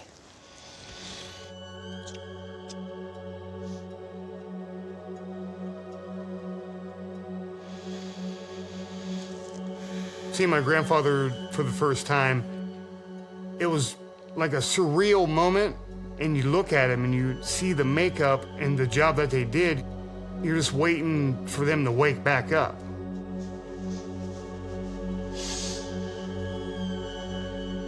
Good job, honey. You're not gonna please everybody. That's not what today's about. I just feel like I'm shaking.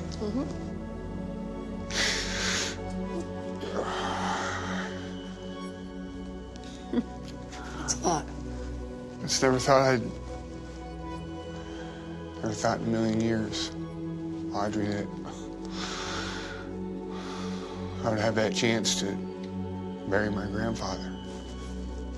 Everything will always work out. You're doing the right thing. I thought today was going to be a smooth day. It will be.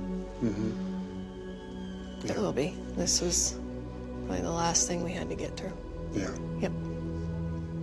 All right. Mm-hmm. I love you. Love you too.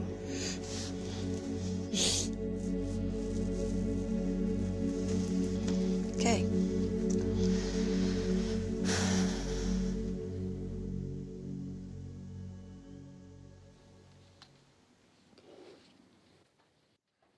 Love you, brother. Thank you.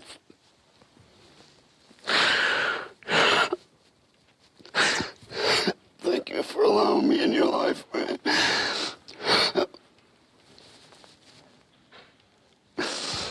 I learned so much from you.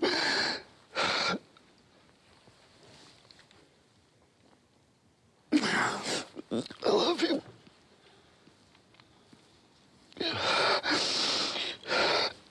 You're a warrior.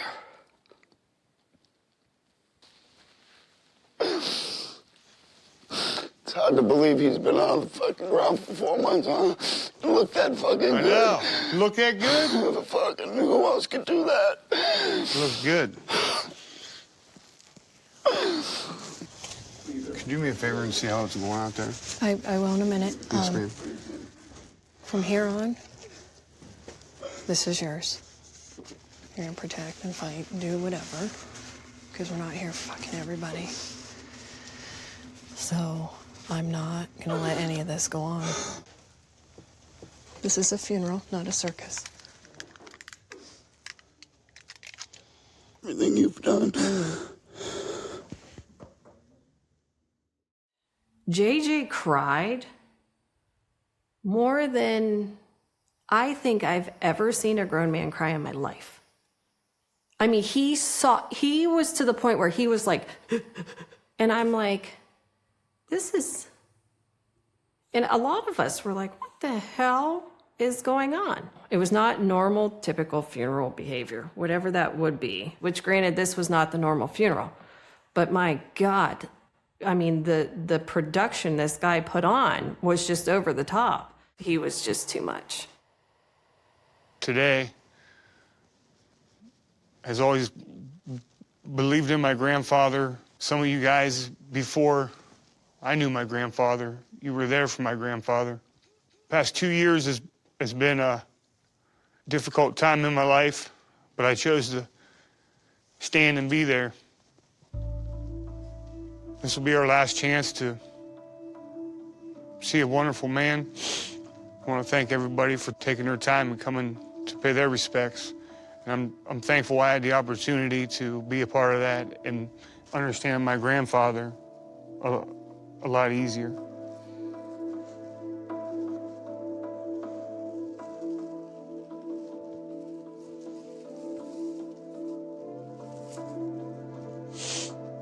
His soul is not there. Charles Manson is not there. It's just a shell. In the spirit world, his soul went somewhere, up, down. He's not in that body anymore. Oh, okay. Yes, sir.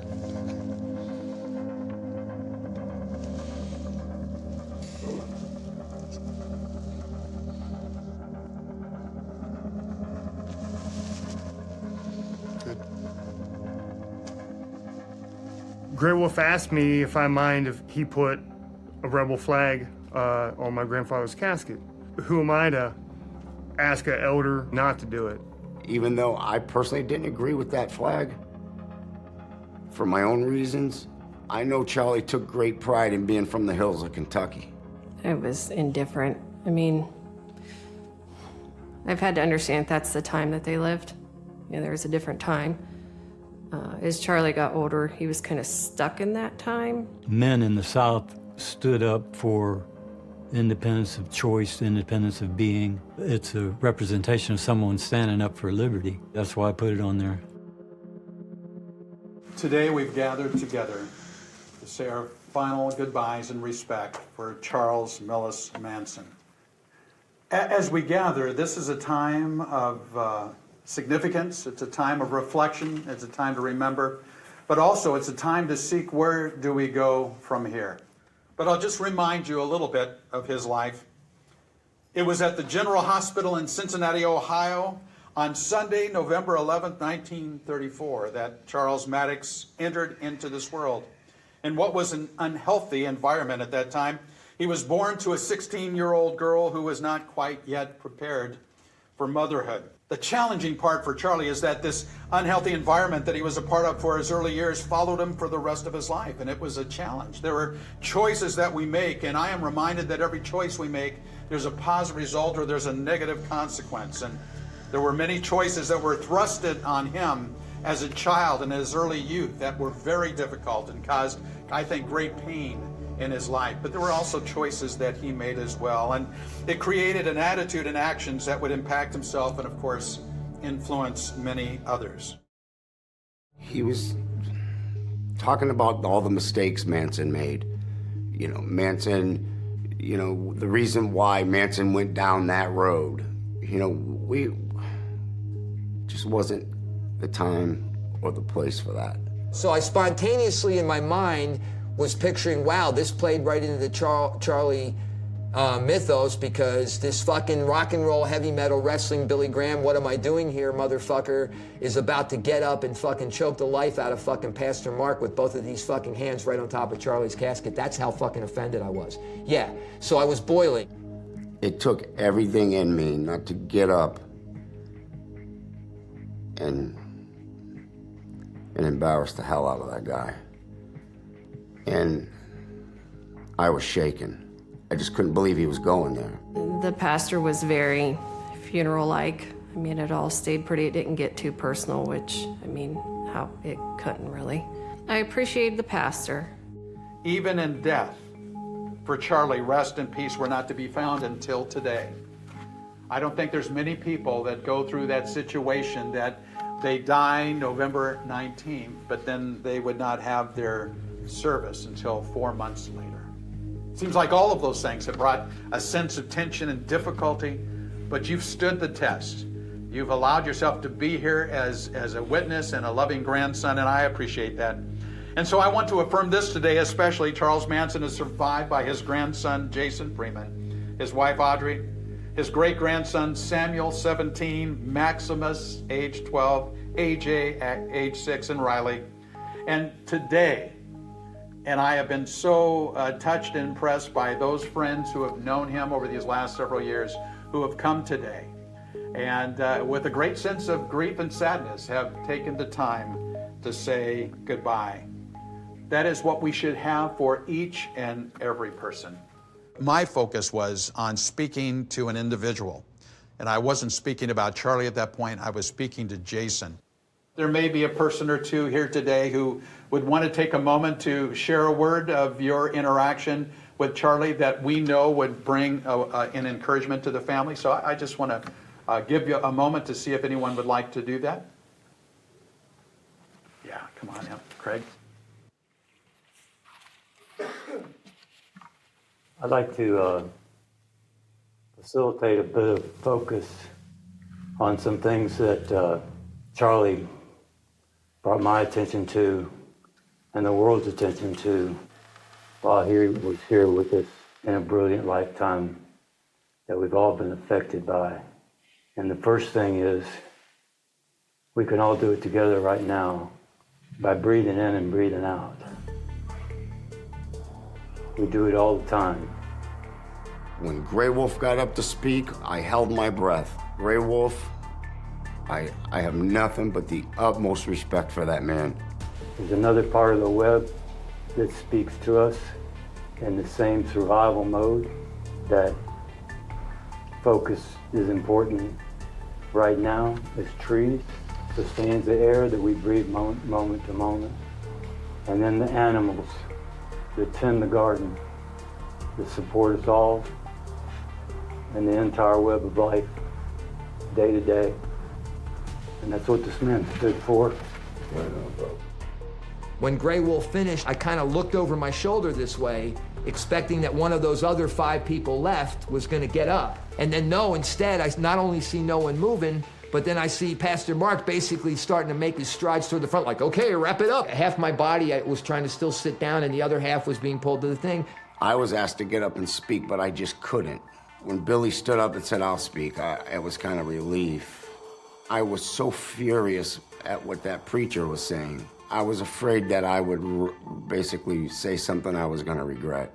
If anybody can walk away from here in true honor today, it's the spirit of truth that comes with that consciousness. And I just ask you, please, if you only ever remember one thing from me, it's not about me, but please, we've got to get the truth out there about what really led to the sacrifice that this person made on account of the actions of other people. And a society that would let a human being be turned into the devil incarnate. Because this is not the devil, and it never was. One other thing I will say, you know, that these snakes we talked about earlier and these negative feelings and realities that people create, that's them, okay? And I just want to thank every single one of you because of all the accusations and falsehoods cast at this brother right here. I didn't see anybody trying to sensationalize anything. I saw nothing but true spirits and true hearts coming here to honor someone for the right reason. I knew Billy was so thankful for having the opportunity to come to Charles Manson's funeral. And then to say a few words, it didn't matter to me. A lot of people were able to put things that mattered to them in the casket with Charlie. There was an eagle feather on his chest. There were necklaces, there were flags, there were rings, there was an iron cross. It was perfect. I can walk in front and give him an opportunity. He can carry. It's up to you. Yeah, I'm fine. And the rest of you are welcome to follow. I want to give them the opportunity. I want to walk with them. Yes, ma'am. Hey. Okay.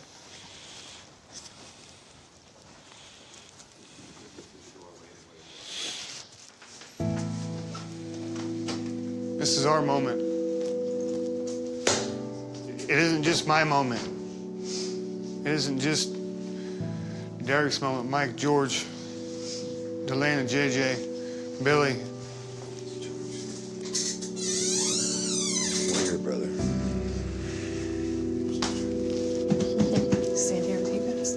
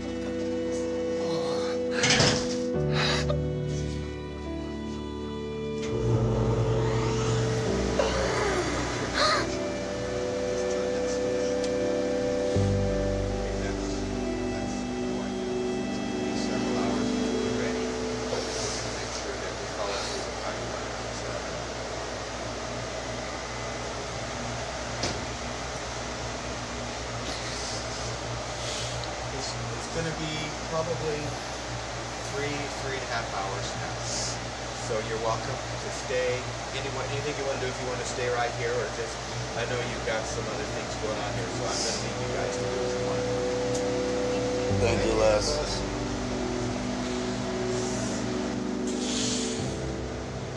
As this procedure was going, my grandmother, Rosalie, crossed my mind. You know, my mother, my father, Charles Manson Jr. When we pushed him into the fire as a group, it was like a pressure release valve that just lifted a lot of weight off my shoulders. Mom, we came down a long road. Has he been cremated? He's in the cremation center right now. He went in at 1 o'clock. We did a good job. I was so glad it was just like a private thing. I told my son, I said, Jason, just keep a low profile and it's nobody's business. What are you doing with his ashes? We're gonna scatter them tonight, somewhere here outside of town. Yeah, we got the location figured out. It'll be at a stream in the woods. What it would have taken to put him in the ground, an unmarked grave, it would have been just complete chaos, and it probably would have been defaced, and it would have just been, I'm sure, a complete spectacle. So this was the best decision that we felt we could have I think made. these are buckeyes. I think that's a buckeye tree. It is. Buckeyes? Really? California buckeye tree. Because we My grandfather was Otwa, and if we're brought to life from the ground, that's just where I put him back. You'll never find him up here. Only in spirit. Yeah, right. This is so the best ever. You couldn't have picked a better place. I know we didn't want the location of the ashes being distributed because I didn't want it to become a tourist attraction. I didn't want people to come in and start to pull up dirt and sell them and say they're ashes. You know, it was a secret place that I hope it isn't ever revealed. We all promised to keep that secret and keep it amongst ourselves, and that's what we're going to do. Are there seeds? No, they're ashes in a biodegradable, setup. So the ashes are in here. I want you ladies to all send one down the river. It'll go. Hey! No, you want that.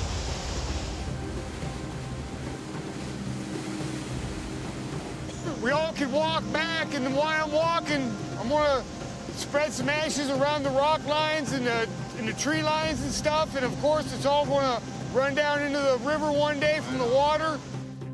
I definitely didn't want to open the ashes up to be an opportunity for someone to steal them or do whatever they wanted to with them, but I felt in my heart that other people would love to spread my grandfather's ashes.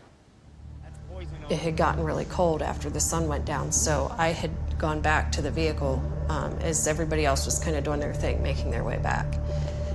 And as every person proceeds to come out with ashes on their face, they literally spread ashes on their faces. I was just like, this is just insanity. I got caught up in the moment and it didn't cross my mind that people were going to be shoving ashes in their pocket.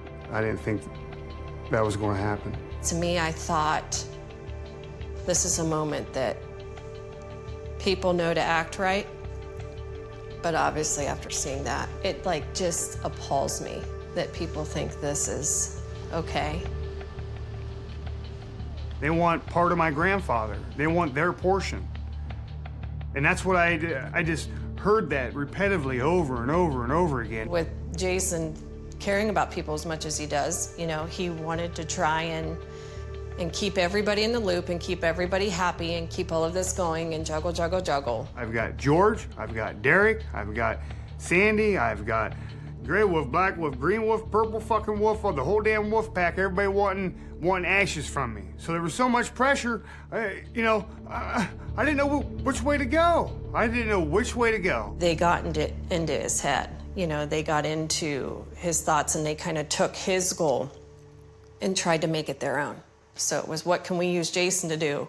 We're going to use him now to try and accomplish what we want to do.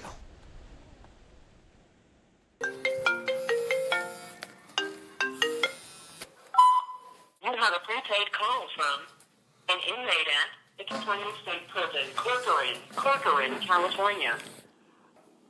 The end of time, when you realize who God is, and you realize what you're doing, you realize that all the time that all these people have been pulling you and pushing you and pointing you in the wrong direction for themselves. You got to start looking out for yourself. If you're not looking out for yourself, there is nobody else.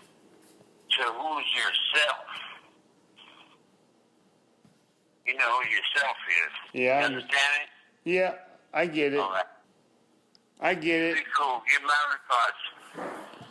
I will, bro. I'm still with you. I'm always with you forever. I know you're in my heart. You realize? You know that, don't you? Yeah.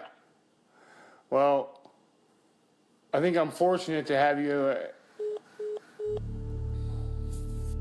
That's it. I'm so sick of everybody pulling from me.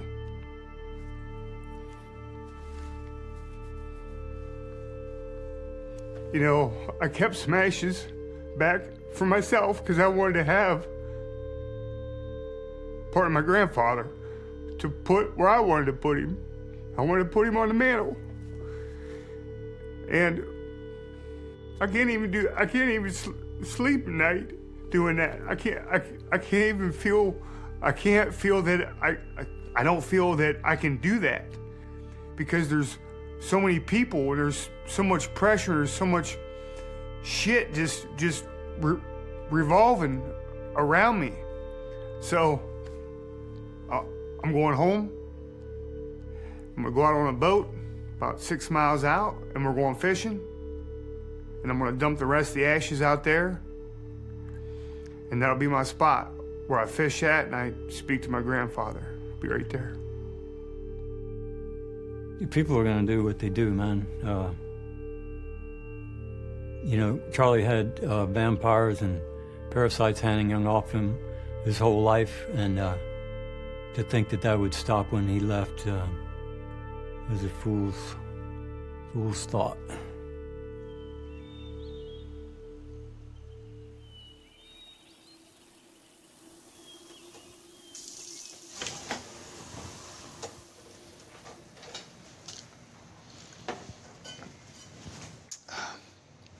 So I know we got a lot of stuff coming up, and I always talk about getting our ducks in a row before this next step with the estate. I think it's a big deal, and haven't really thought about it, and it just seems overwhelming like everything else. I don't have as big a heart for people that my husband does. I don't agree with a lot of what Charlie's done. I don't agree with the people that are around, and I don't have the patience to try and really understand, but I have to support Jason. Like by me being as giving and as open as I am I setting myself up for destruction? Like through... Yeah, they're never gonna, because I feel like at the funeral, they made demands. They wanted this, they wanted that. With everything going on, what do they get? They're gonna be like this. Oh, I feel the pull right now. Here. I know the pull there. I've got people asking for stuff, and you know, what else was there at the funeral? With quite a few people I see on the inner circle, their intentions surfaced even more now that he's passed away. Everybody's got a view of how things were played out, but what's real? Once I got home from the funeral, something that Diane Lake said to me really hit home and sunk in. He doesn't define you, as he didn't define me, and my relationship with him doesn't have to define me. I'm sorry that you've had to live with, you know, as I have, that Charles Manson has become the icon of evil. I know it's difficult. It's very difficult. I feel like a whole person now, that I don't have that secret that had a black cloud over it, you know, and that it was like it was embarrassed to speak about it. Yeah. I mean, you are not him, you know? Yeah. She put Charles's name down and never went back to it. And I think of my grandmother, Rosie. She did the same thing, but man, she was dragging a child with her that carried the same name. It was almost like my grandmother, was telling me, you're better than that. You're not him. You're not your father. You're you. God's got plans for you, for your loved ones. Rise up and go. Come here. Sit with me for a minute.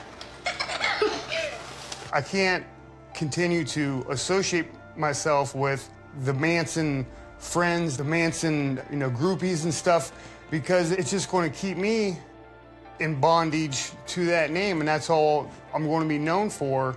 I don't want to wear that on my shoulders for the rest of my life or pass that down to my kids. Turn around, let's see. No. With family bloodlines, although they continue forever, I felt like that chain stopped at Jason. Whatever had been going on through those years and the evil and the negativity and that wasn't going to continue in our family. I've got my own path. I've got my own walk in life with my family. My identity is not Charles Manson.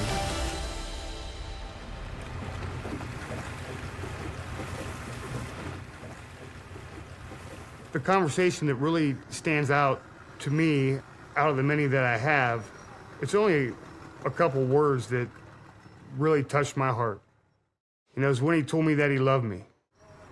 For him to express that feeling over to me was memorable. How do you like Florida? Florida's not bad. It's a big difference than where I'm from, I'll tell you that. The weather sure is beautiful, isn't it? Oh man, the ocean, if I could take you to go see the ocean and go fish with me, I would love to do that. That'd be great. Yeah. I've been through all that. I found that all the happiness is in my mind. I can go anywhere I want, anytime I want, man. I got a pretty good perspective when it comes to the mental department. Oh, I know you do. I gotta roll, so. You gotta go. Good to hear your voice again. You too. Give my regards to you. To my family. Peace. Love you, brother. Love you too.